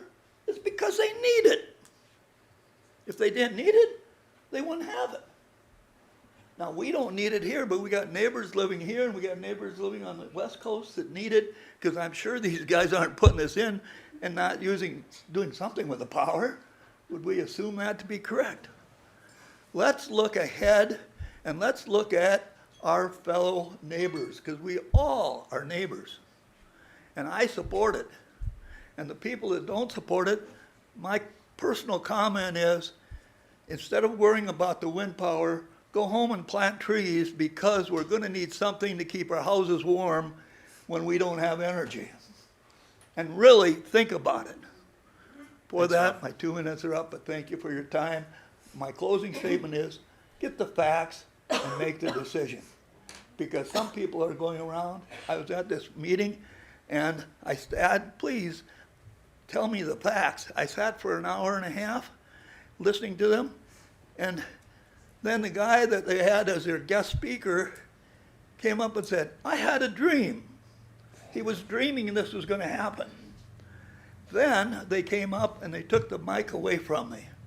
All right. You can see why. I support wind power. Thank you for your time. All right, anybody else wish to comment on the next era presentation? Remind everybody we still have to do our discussion on the actual Article 26 coming up here, so come on up. Yep. I'm Tandra Baker, and Roger, I've known you a long time, good friend. Unfortunately, we disagree on this one. The thing that is not being spoken about is the low frequency or the low noise, the low vibration noise, whatever it is. Where this becomes a problem is it impacts variable heart rates in people. What does that mean? It increases anxiety, depression, suicide. How do I know? I'm a psychotherapist. How do I know? Because a lot of my clients come from where the wind farms are. I work every single day with them. That's a problem, and I'm passionate about it. I get so passionate that I shake. The other part that this causes, epilepsy, because of the heart rate variability changes that come from those low frequencies. Out of curiosity, how many of you have a wind tower in your backyard? Right. Okay. The other thing, I appreciate you being here. I appreciate that you want a paycheck for your families. We all want that. But here's the thing, we cannot come in here, destroy people's mental health, destroy their land. You cannot destroy their health and say that there are no impacts. You don't talk about that. Why? The research is out there from independent third studies. Why are you not presenting that? I would encourage you to, but I also understand that that would make your job that much harder. Okay? We don't want it here. at all. It's spoken very clearly. Our mental health, our livelihood, the decibels that you're talking about in the country come from wildlife. They come from the birds. That comes from the rustling leaves. When you have the wind towers, you cannot hear that. That is also something that increases the sympathetic nervous system response, which is a part of that low frequency noise. What does that mean? That means that you're going to start acting like you have post-traumatic stress systems. Okay? It greatly impacts the human body. These low levels that we're talking about cannot be heard with our ears. They can only be registered in our brain and our body. So go home and do the research on that. Don't do Google because it's all slanted one way. Find independent third studies. Thank you.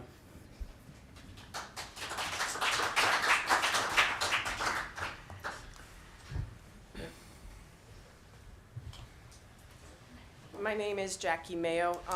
I have one fact that I did a presentation up for Turner County earlier today, and to answer one of your questions, I have the information.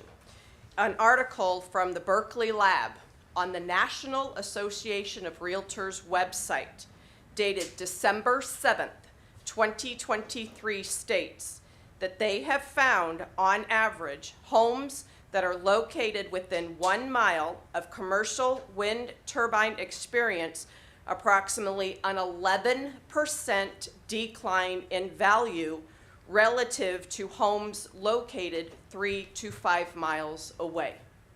Once again, I quote the resource, National Association of Realtors, December 7th, 2023.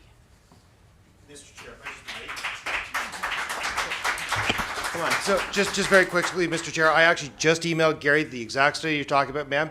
You're right, it does say that in the headline, and that's where I say, in that paper, it says that's for counties with population of over 250,000 people, 250,000 population.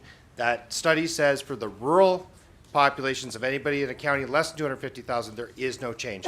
So the study is with Gary, it's the same one. I encourage you folks to read it. I just want to make sure that we are talking about the same one.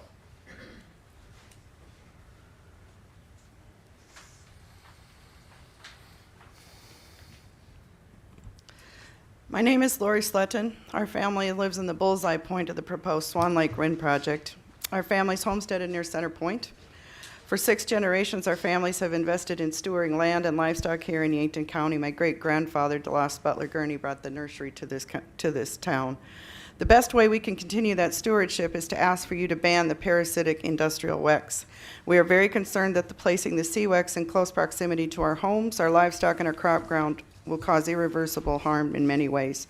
If this board decides to allow WEX, please protect the non-participating residents by increasing the NP setbacks for turbines and feeders closer to the 5 miles. We would ask you to setbacks from road to increase to 3 times the turbine height so that our emergency vehicles can get through.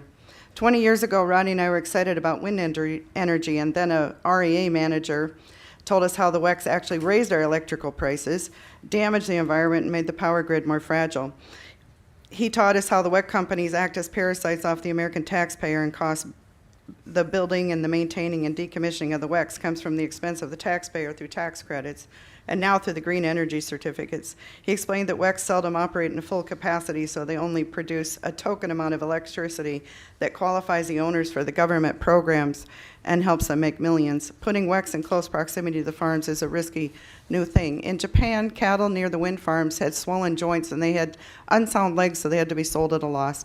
I provided you with a copy of a very detailed 4-year study of acquired flexural deformation of the distal joints and foals.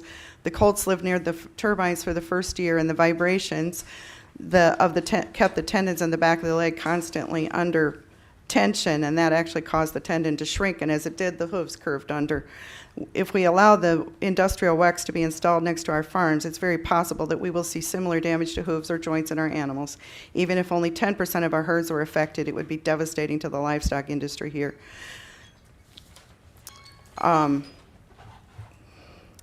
I am a farmer, so I'm a natural risk taker.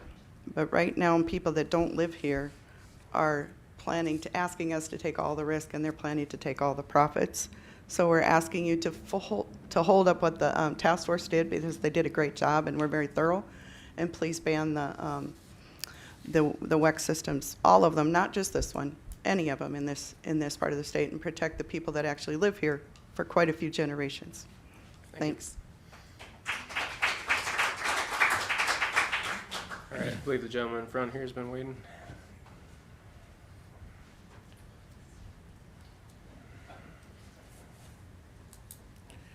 My name is Alan Ward. I come from Viborg, South Dakota. I'm just outside the footprint of this proposed system. I'm 77 years old. 71 of those years I've had the privilege to be able to look out my window, my farm place, for anywhere from 5 to 25 miles. And what I see is what South Dakota is supposed to be doing, and that's to raise food for people. I see green, stretched out, brown, which is ground that's being prepared for seed. I see all sorts of activity called cattle, sheep, horses. I hear music every time I open the door, birds, wildlife, talking. You don't hear that in the city. You hear the honk honk and the beep beep because it's an industrial complex back there. We have quiet, we have beauty, we have pristine surroundings, and any kind of mechanical system that comes into the situation that is as monstrous as these outfits are threatens the type of lifestyle that we treasure. It all is relative to what we desire to live in. And it's peace, and it's responsibility, and it's cooperation with who? God Almighty and His creation. That's what makes our part of this country different from so many other areas. I say no. I want to keep it the way it is, because the way it is, it's beautiful and it's perfect.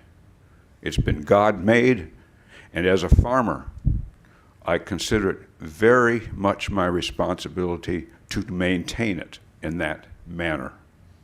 Thank you. Thanks.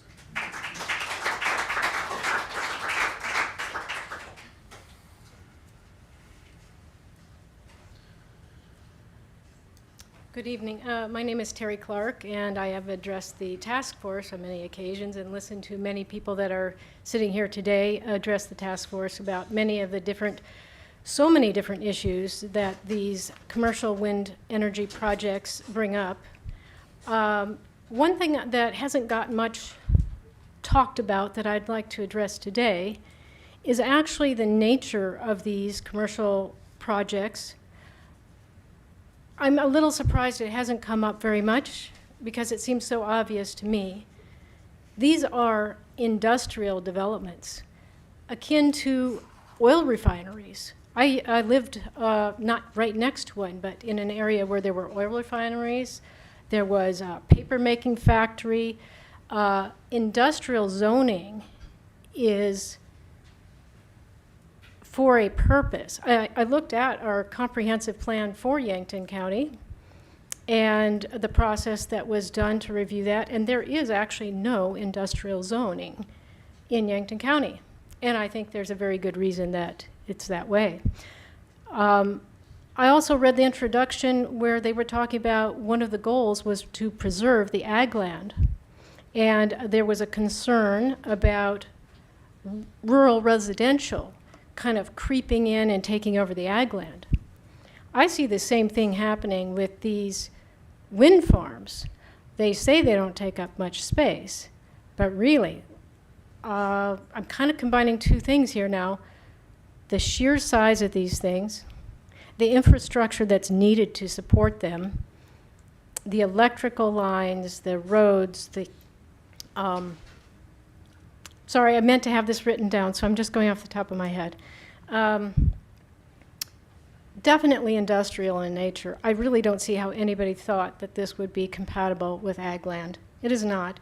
They have the noise, they have the pollutants, they have just the sheer size, the mass of the structures and the electrical infrastructure that's required. I just do not think it's appropriate. And I believe that when the comprehensive plan was reviewed, that there was a clear intention to preserve ag land. And for that reason, and also I sat in on those wind energy task force meetings. I thought you did a very good job of reviewing all the different issues, starting with your initial intent of just revising, updating those regulations and making sure that you're preserving people's health and safety, and realizing through that process that this is just not something that we want here. There's so many more things that could be said, but I think that was the thing that hadn't been talked about a lot, is I just think it's absolutely inappropriate that they are industrial developments and should not be allowed in ag land. Thank you.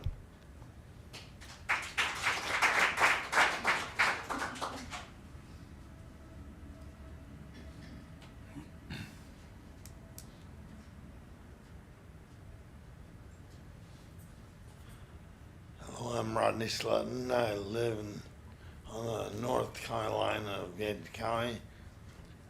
I've been a board member of the North Yankton County Line Fire District for many years now. And the thing that concerns me is,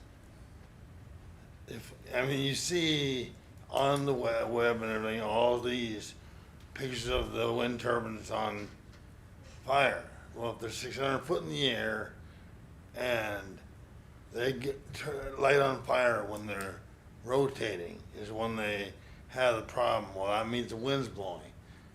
So you put a fire up in the air, 500 feet, whatever, or even 300 feet. Where do all those sparks go? They don't just fall to the ground, they blow. And none of our fire departments, Yankton, Viber, Irene, Wakanda, Hurley, none of them are prepared to fight fires that high in the air. There's no way we can control them. It's going to take multiple departments to be scooting around and hitting all the hot spots. So that's just something you need to consider, because I don't think Yankton County even has a fire department big enough to handle a dry grass fire like caused by fire 300 feet in the air on a windy day. Thank you.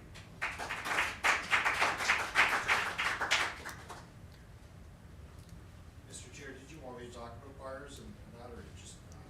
If we could hold off, I'll take a couple more public comment on this topic, and then in interest of time, we're going to move on. So. I've been involved with these, going back to the days of Clipper. Could you go up to the podium? I'm just going to pass this out. These are some extra, I put together some papers. And there's a copy for each of you folks there. My name is Steve Brockmuller. I own 5 farms within the Mayfield Township. One of the papers I passed out, I had a lot of neighbors in this thing. Well, going back to Clipper days, I had 2 wind farms proposed on one of my farms. I declined to sign the easement at that time. Of course, it all went away. This comes back again. I had neighbors, what do we do, what do we do? So I put together, I think there's 23 different questions on there, things they should be asking when they do their easements, when they sign them, when they look at them. Some of those items are, if you've signed, you're probably a little late, maybe you can still negotiate, but it's probably good for the county commission to have those. Maybe there's some things there that you can learn from. But the other thing I did recently, I hadn't heard much because I haven't signed the easement for this so-called Swan Lake Wind project. I don't know where the Swan Lake comes from. I think it was Turkey Ridge. But a couple months ago, there was got a letter that they wanted to do the Western Area Power Administration had to prepare an environmental assessment as part of them using their lines. So we were asked to submit any information or any statements that we had, so I put together a statement. I'll just kind of get a little bit. Most of it talks about, of course, it's environmental, so it probably talks more about the wildlife issues, things like that. But one thing this wind farm is going to do, it's going to change this area forever. It's varied topography within this area. It's got an appealing view to emphasize the wide diversity of our natural surroundings. The Advanced glaciers came in here obviously many years ago. They gouged out shallow depressions, created potholes, wetlands, which now these are part of the central flyways, the north end of that central flyway. So I took and I reviewed U.S. Geological Survey maps, which provide topo, 5-foot contours, depressed areas, ridges, a lot of information. When I went through that, I found there were 25 sections that had wetlands within them. Those 25 sections total approximately 16,000 acres of areas with wetlands and that wetland habitat. Also in section 12, within the boundaries of this, there's a U.S. Fish and Wildlife Production Area. It's about 90 acres, has a large wetland in it, and it's wetland habitat. So that area was very important for the, for the waterfowl, various wetland birds, grassland birds, raptors, and shorebirds.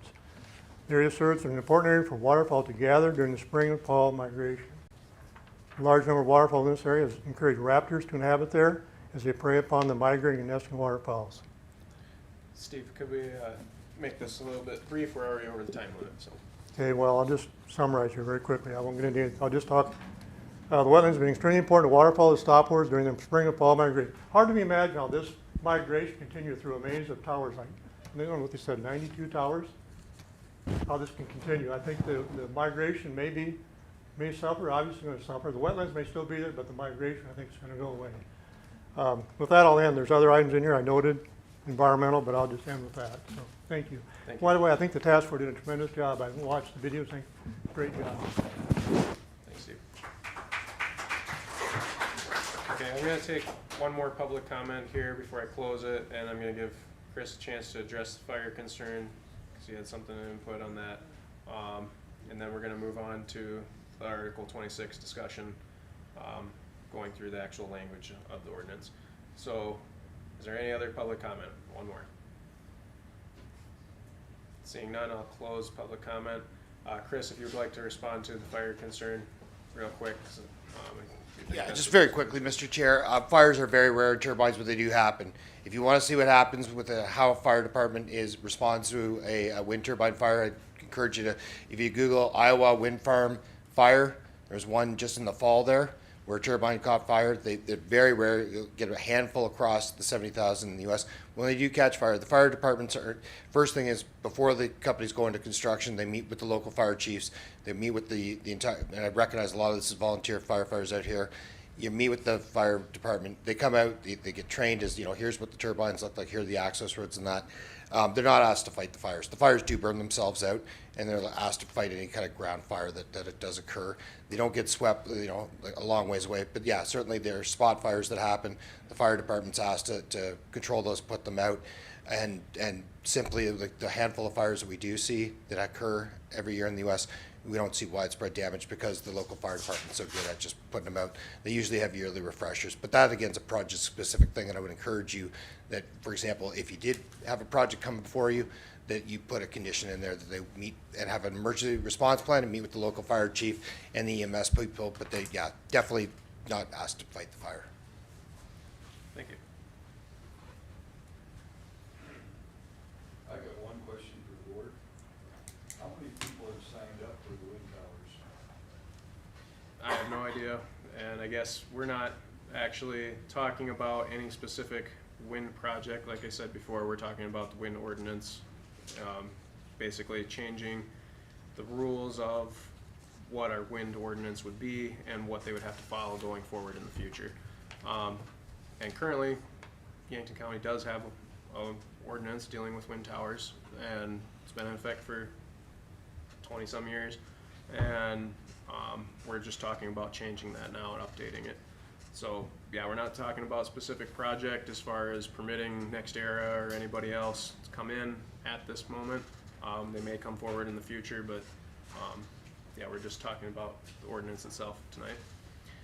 So with that, we're gonna move on to discussion on the Article 26, wind energy systems. Now, this is the actual language that the wind energy task force put together for us tonight. Bill, you're gonna pull it up on the screen for everyone, if you could. And are you gonna pull up the red line version? Yep. Okay. And I guess just so everyone's clear, anything in black on this version would be something that is not being changed. And anything that's in red is a change. If it's underlined, it's added. If it's struck through, it's removed.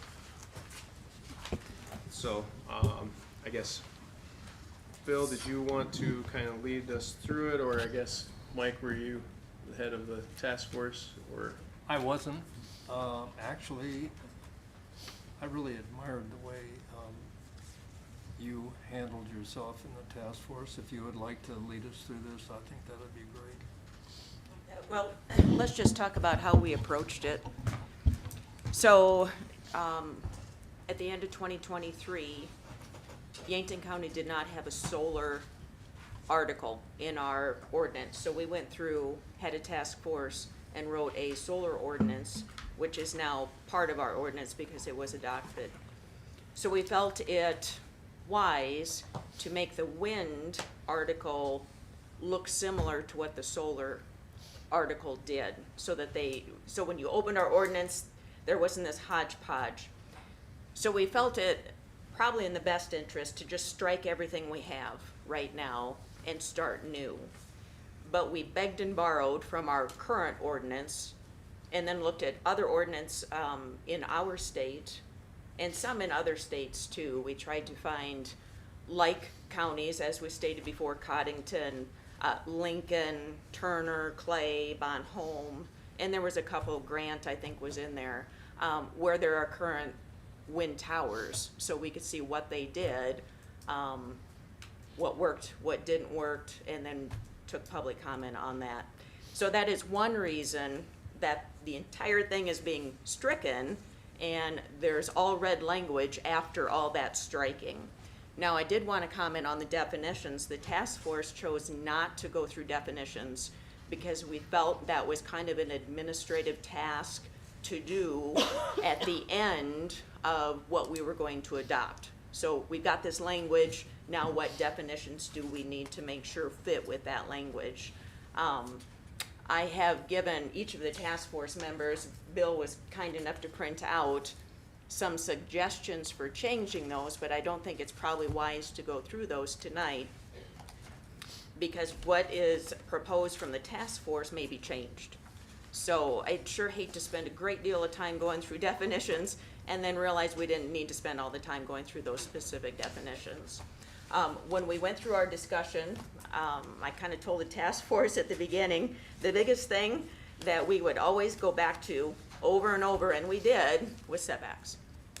Because it is the largest effect on landowners. If you have a 100-foot setback or a 10-mile setback, how that affects the noise can be, if you've got a 10-mile setback, you don't need anything for noise. If you've got a 100-foot setback, you need something for noise. And we went through how many times we revisited the setbacks. The noise factor was a pretty decent discussion, but I don't remember there being a lot of conflict with that. And we have 4 task force members here, so they're welcome to comment at any time. So that's kind of the approach we took, and I was wondering how, Chris, you want to approach this. I mean, is this a deal where we go through everything, or is this a deal where each person reads what was presented and brings their concerns? So we have 2 things. We started with what we called small wind energy systems, which is anything less than 50 kilowatts. And there is a specific set of guidelines for those. And then we went to the large wind energy, which is anything 50 kilowatts and higher. And that is the same tipping point that we use for solar. One of the reasons we chose that number was because when BY Electric came and presented, that is where their parent company, WAPA, requires all of the electricity to be sold to WAPA. So if you had 51 kilowatt solar panel or a wind tower, you're selling all your power to WAPA. And unless you've got your system set up so you're using it behind, I don't know how that all works, but we were told if you've got something that big hooked up to the public power supply, you didn't have a choice. So what we wanted to do was to make sure people understood that, and they needed we called it a large wind energy conversion system. You needed a CUP. So if you come in for your CUP, we're gonna tell you, did you talk to BY Electric or whoever? So that's one reason we chose 50 kilowatts on that. So I'm open, Chris, to whatever you'd like to do, but that's kind of how we approached it. I guess going through this, seeing how much public input there is at this meetings, I guess I wasn't part of the wind task force, so I don't know what kind of public input you had there, but going through this, we've got a lot to cover. There's a lot of detail in here, like you said. It's probably not a good use of time to go through exact wording on definitions and other things tonight. At this, I think that our main goal tonight is to hear the public comment. We heard our presentation here from NextEra. There's a lot of things to consider going into this. I think that we should go forward tonight trying to get what the reasoning or kind of the direction of what this ordinance, how it's written right now, what it says and what it doesn't. And then we need to take that back, consider it for the next meeting as far as if there's any major changes or anything. And then at that time, I think that's where we're going to go through as far as the nitty-gritty detail of this word and that word and everything. I don't think that we're going to get to that point tonight.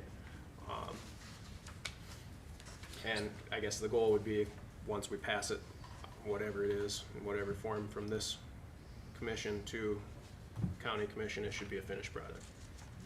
So, Yep. and I don't think that we're going to get to that finished product tonight, so. Oh, no. No.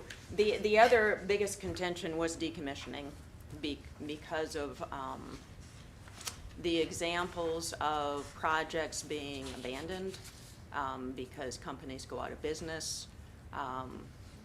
They're foreign owned at times, so it's hard to legally go after them. Shell companies, LLCs, etc. And that is one reason that our county chose to do an escrow account instead of just a full surety bond. So that was, and you're all welcome to go and listen to all the discussions. They're all out on the county website, but that was one of the biggest concerns, setbacks, decommissioning. I mean, if I had only two things that we could regulate, those would be the two.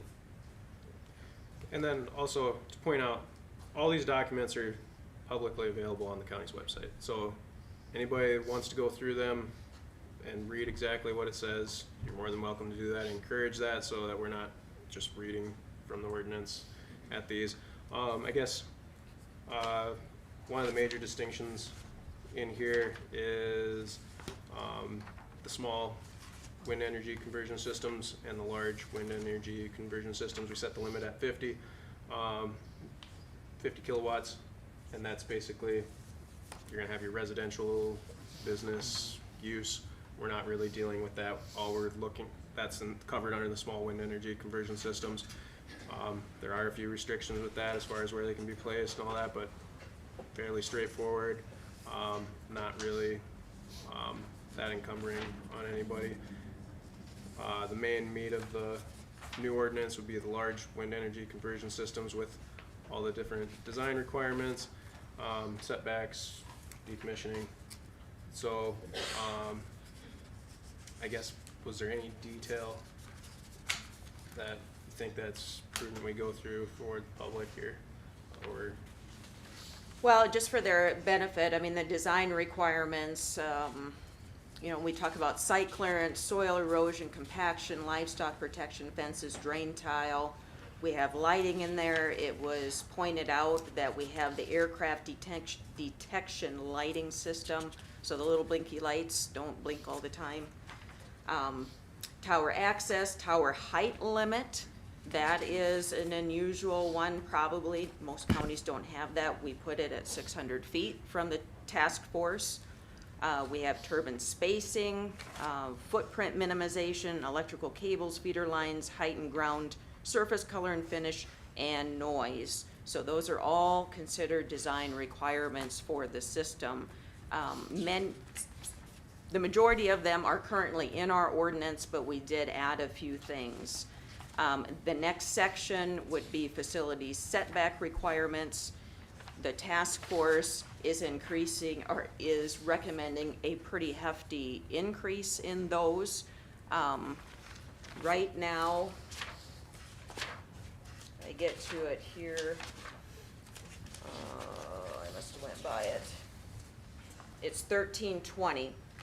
So distance from existing off-site residences, buildings, and business and public buildings shall be 1320 feet, quarter mile, for those of you who are curious. Distance from on-site or leaser's residence shall be 1,000 feet. So that is our current ordinance, which is in place today. And it was shown in Nextera's presentation that non-participating setback is being recommended at 2 miles. And then essentially participating is 1.5. 1.5 times the height, So if you had a 500-foot tower, it'd be 750. 750, yep. So if you had a maximum in our county at 600 foot, it'd be a 900-foot setback. But that's from a participating person who is benefiting from the tower and agrees to them. We made a clear delineation between those two in our discussions. Rights of way, I think it used to be 1.1 times the height, and when we talk about height, it is when that tip is at the top, not just the base tower height. So we're looking clear up here. We increased that to 1.5 times the total height for rights of way. And then another big change is property line setbacks. For participating, it was 1.5 times the total height. For non-participating, it's 2 miles. So that would essentially say, if I had a 20-acre plot out in Turkey Valley Township and I did not live on it, there's not a building on it, that's a 2-mile setback from that 20 acres. That is what it says in the recommendation from the task force. So that will be something we need to discuss here and clarify. Because that, in one of the reasonings behind that, and other task force members are welcome to jump in on that, was because my intent when I bought that 20 acres was probably to put a home there. And so if a tower is put right by it, it kind of defeats the purpose of why I bought my 20 acres.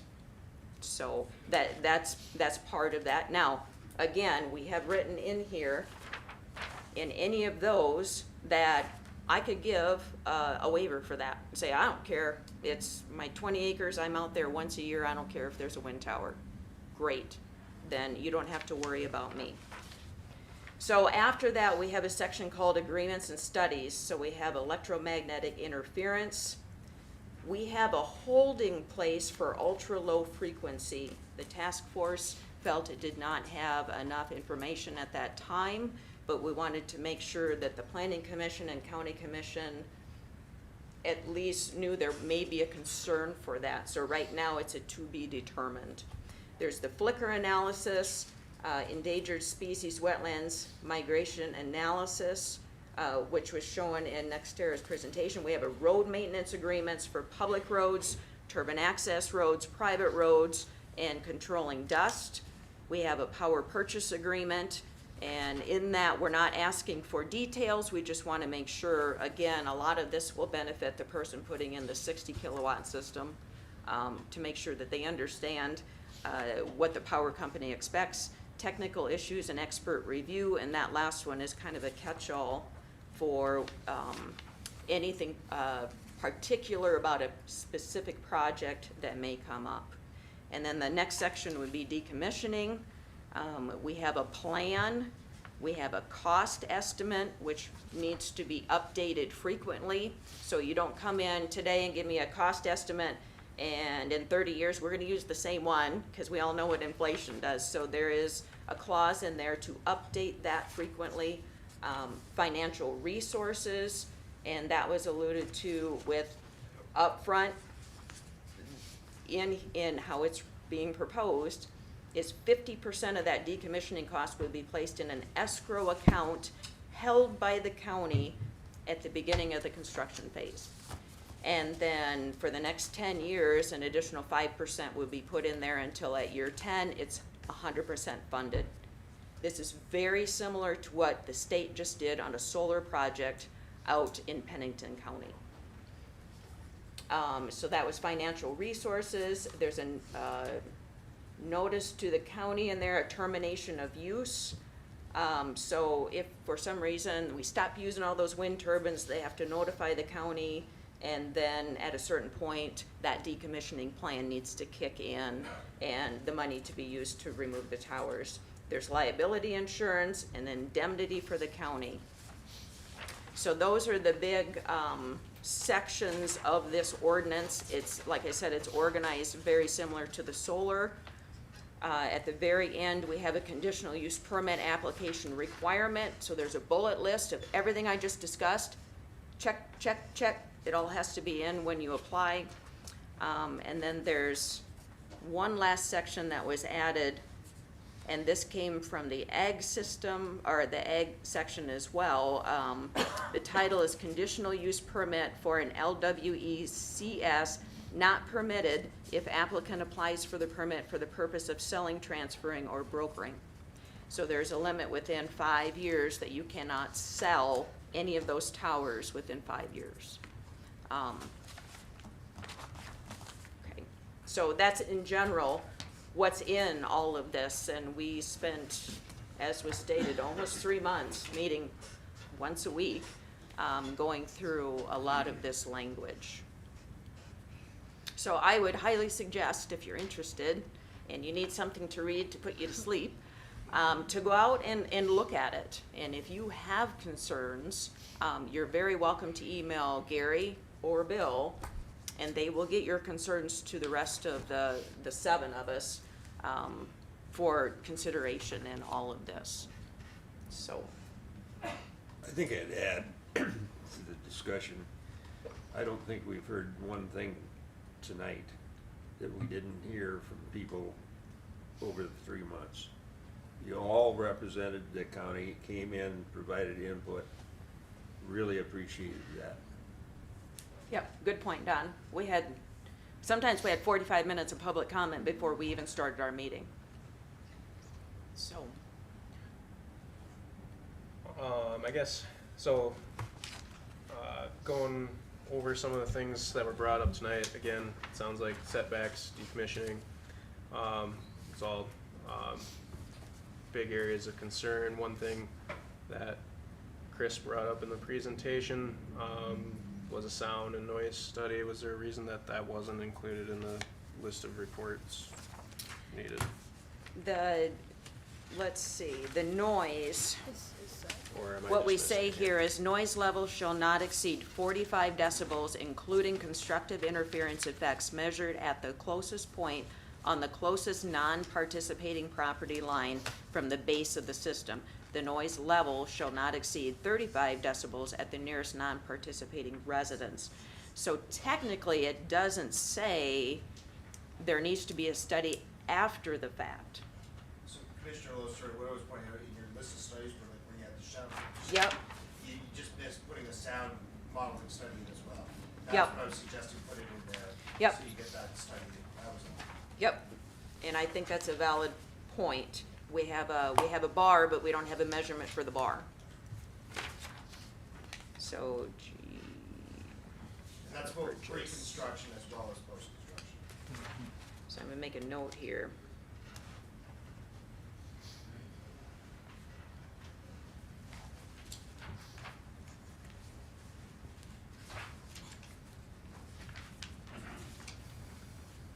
I got one question. You want an escrow account in the county. If they do that, do they also have to do the DUC?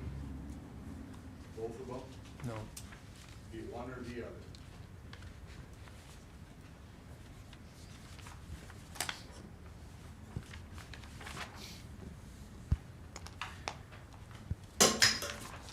One thing that comes clear to me is that we probably need to have a definition for participating and non-participating. It's written, if you read the whole document, you'll get it, but you could miss it. And so I really think it'd be wise for us to define exactly what we mean by participating and non-participating. That would be very helpful to everyone. So, and again, absolutely agree with that, and I think it's best to discuss the definitions after we're done doing what we're gonna do, but if you should have all gotten a printout of definitions, and I guess I should have put my name at the top of this, who put this together. But I had put in here, we begged, borrowed, and stealed from the internet and other people's ordinances. So participating, this could be a proposed one. A property that is a host property to a project or a property that is subject of an agreement that provides for the payment of monetary compensation to the landowner regardless of whether any part of the project is constructed on the property and specifies in writing any waiver of a requirement or right under this ordinance, and that the landowner's acceptance of payment establishes the landowner's property as a participating property. And the non-participating is simply a property that is not a participating property. So that one's much easier to understand. So it's a mouthful, and like I said, I think I stole that from somewhere as a starting place. It sounds good. But The it's important- absolutely The right. important We part need it. about the money is that any contract requires consideration.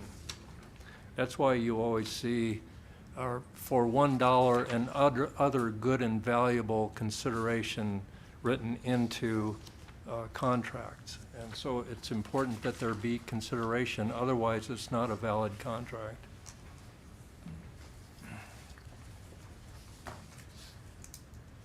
Okay. Seems So- like maybe the next logical step is just to have everyone ponder on what was presented tonight and take a look at what they requested as possible changes, and then come back to the next meeting and see if anyone has any interest in going that direction, or if they want to leave it as it is, or how we want to progress from there. Correct. Do we want to wait until next month, Gary, or should we? It's up to you guys. I mean, I'm retired, so I don't have to worry about it. I think tabling this till next month would allow us to get more input, think on what's been said and provided to us tonight, because I guess several people have handed us packets of stuff, and I'd be lying to you if I said I could read it in the 2 minutes that they're at the podium. So With the early voting and things, it's hard to use this room at least until after June 4th election, and then June 6th will be that next county commission meeting. So it'd probably be good to wait until the regular time next month. Right. So that'd be June 13. Correct. And so when we come to that meeting, I June think 11th. 11. June 11th. Oh, June 11th. The Election 6th is the Thursday. 4th. They had to move it Oh, because yeah. of voting. Drew me. I was thinking that was a Tuesday. So I think it is prudent that each of us come to that meeting with our list of concerns of what's being presented. Correct. And exactly what we think needs to be changed, amended, or if you have a major question on that. Because that will, again, be a discussion meeting, And after that, potentially in July, we would have the official public meeting, hearing, I should say, not meeting, public hearing that would have to be advertised with that. So in July, this board could vote to send it to the full county commission. And there they would have 2 public hearings, et cetera. So at minimum, you will have 2 meetings to attend to comment again, at minimum here. Yep. Just so you're all aware of kind of the process. And it sounds like that nobody's really having issue with the small systems. So maybe you just discuss and say that's something that everybody's fine with and move on to large. Correct, good point. Right. So I think that, yeah, we had a good overview of the ordinance. I'd encourage everybody to actually go and read it line for line, because that's what we're going to be discussing next. So you can bring specific concerns with your public comment to our next meeting. We still have public comment for this meeting. I'm going to combine the final public comment and any public comment you want to make on this Article 26. If you have any specific questions about it, if you have any specific recommendations towards the Article 26 itself, we're not talking about any specific wind projects, but towards this article that we are amending. If you have any of those concerns or anything you want to bring up now, we'll take a final public comment, limited at 2 minutes apiece. And other than that, I would just say, again, everybody, I'd like you to read it if you want to come and comment next meeting. Read it so we have something specific related to the actual wording in the ordinance. We want input on that. So if there's any general comments or anything, I'll take that now. Yes, Terry Clark again. I just want to comment on the setbacks. I think it's very important to keep the setbacks from the property line, not just the residence. If I own a property, I should be able to enjoy any part of my property for whatever use that I have, and I think that's very important. Thank you. Thanks. Anybody else from the public wish to speak? Just very quickly, I'm not going to go over everything again. All I was going to say is Gary does have a copy of my report. That wasn't just meant for you, the commission. If anybody in the public wants it, I don't know if you want to post to the site or whatever, but please, that was not meant to be some sort of secret document. If anybody in the public wants to see what we're saying too, they're welcome. Chris, anything you were going to email me, just email it to Gary. Yeah, that makes it simpler. I'll just send it Easier. to you. Report is already out. Okay, yeah. Would you like me to show them quickly how to find these documents? Yeah, if you could go through that real quick on the website so that everybody can figure it out here. So if you go to the Yankton County website, go to Departments, Planning and Zoning, you'll see another drop down on the right. Scroll down to Planning Commission Packets, and here's where you'll find all of the documents that were presented tonight. And if you're having trouble, feel free to call us. Our information is right here. Call us and we'll help you through it. Are the email addresses on there? There is a contact for the director. Where's it at? Right here. Send an email. The planning commission should be on there too, Yep, isn't it it? is. Yeah. Yep, above a little bit. They're listed right here. Member list for County Planning Commission. So we can send, so where should we send the comment? You can send them directly to us at the Planning and Zoning Office. The planning and zoning office will forward them to everybody Yeah. too, so. Yeah. Right here. That'd be the easiest bottom way. of our page.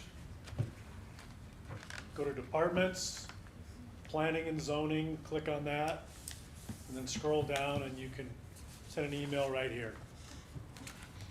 Can you tell me how I was supposed to read that and write that? I would have to move over this way. You have to move over to the other side. Ma'am, are you looking for a phone number or an email? Well, I couldn't even go to look it up with what was said. My email is Gary, Gary, at symbol,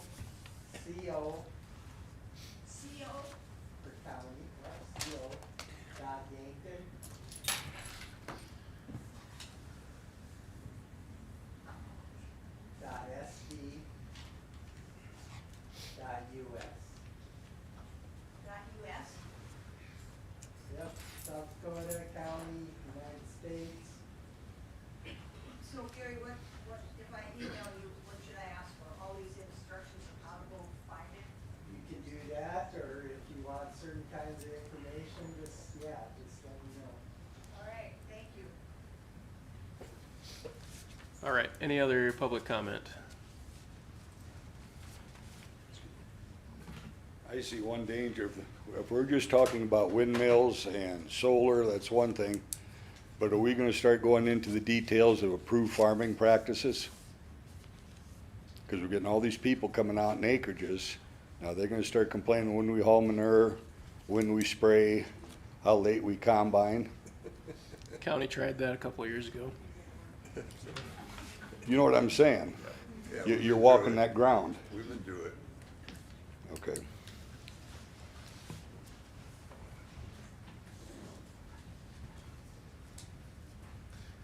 All right, any other public comment?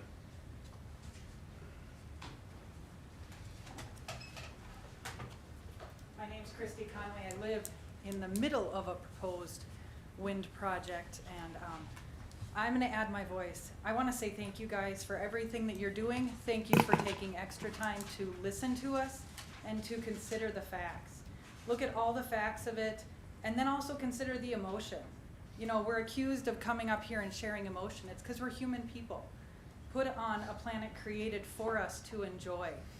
We moved here 3.5 years ago. I didn't even really know that I loved sunsets until I moved here.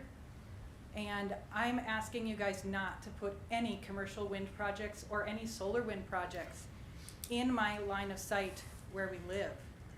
Not only are they just an eyesore, they do not produce like the companies promise that they will. I don't have a whole page of resources. They're out there for you. The only green part of green energy is the money that's made and funneled through it. And I want to say thank you guys for listening to us, for taking our concerns into consideration, and for taking the time to read all of these packets of information, because it's all important stuff. And you're representing a whole lot of different people with a lot of different sides to it. But I ask you to also consider the emotions of the people that you represent, because we are human and we do live in the county that you represent. Thank you. Thanks. All right, any other public comment? Last call. You have anything to add tonight? Feel free to speak up now. All right, I will close public comment. And with that, I guess that comes to the conclusion of our meeting. I'd entertain a motion to adjourn unless there's anything from the board. Motion to adjourn, Loest. Second. All in favor, say aye. Aye. Aye. Opposed? All right, we are adjourned. Thank you, What was your last everybody. name? Got it right. What's your name? Thanks, Dan. Look forward to meeting you. Okay. Mike Welch. I had it right. A-N, okay. Yeah, I had it right. Andy's the last name. A-N-D-I. Okay, thank you. Yeah, oh, okay. Oh, good deal. Thank you. Okay. Well, I raised 2 boys that are this tall, so. Thank you. I'll give you my business card. Please do. Call me someone. You can see the hearing aids. I can see your lips moving, but sometimes I don't hear what you're saying. You're good with everything but names. I don't know why. Well, all kinds of stories. My last name is Andy. I came here 30 years ago for college. Oh, really? Funny story. When I came, very in jail.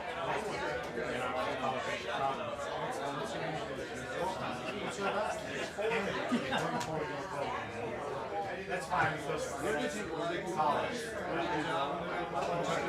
No kidding. Yeah, and my uncle's a farmer, my grandpa's a farmer, so I can't understand. And I've been doing this for 20 years. So. Welcome to the United States. 30 years. 30 years. You know,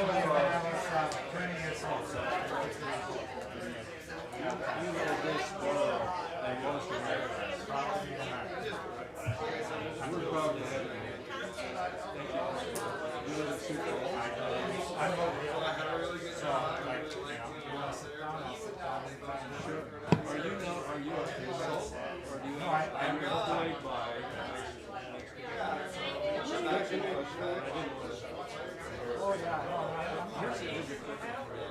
When we started this wind task force, we just thought it was time to do it. We had no idea. We had no idea anybody was even thinking about it. Project in that area. And then we had the CEO of BY Electric come on. She didn't know. She said, well, once upon a time we were thinking about this. How is it that we didn't know? I mean, it seems to me like if you're a $450 million investment, you would do a little PR first. Well, see, you know, like, kind of next step. This is my I've been doing this for 20 years. Project. Next step, this is a project we require. Like, when we oh, no, I'm fine. So when we start a new project, thanks very much. Yeah. To greenfield project. Hey, I got something I need to give you. Yeah, you gave me that envelope of papers, and I didn't bring it with me tonight. Of all things, I brought it with me to every other meeting, Mr. Van Gerpen, but I didn't bring it tonight. Can I mail it to you? If I mail it to the county courthouse, and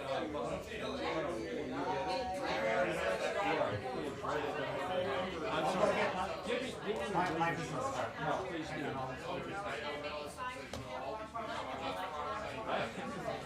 Really and truly, I have brought that thing, I've dragged that thing around.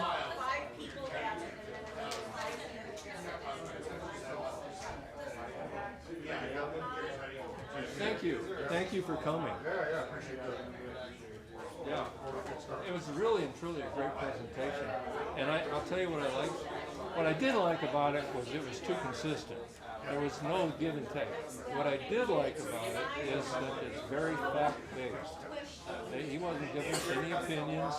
He was just telling us what the facts are. And as a matter of fact, Chris is over there now, but if we have a factual mistake in our ordinance, we'd like to know about it. Please tell us. Yeah, I will. I haven't checked the really. There's lots of opinions, everybody's got opinions, but a factual error. I appreciate it. Yeah, I appreciate it.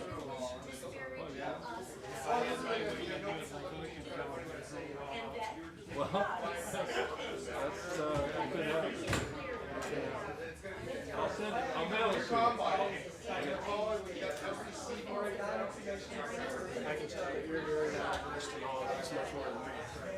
I'll tell you what, I was sweating bullets until I saw you come walking in that door. Chris, it's such a great pleasure. Pleasure to meet you. Thank So I'll send you a bunch of stuff through Gary. Please do, yeah. What I said to Gary is if you go through any of this, you want any individual studies, also let me know. I'm not going to send you everything. Oh, no. So what I'm going to send you is Other stuff. So what I'm going to send you is there's a list. There's a woman named Carly Pro. She's actually understands small business.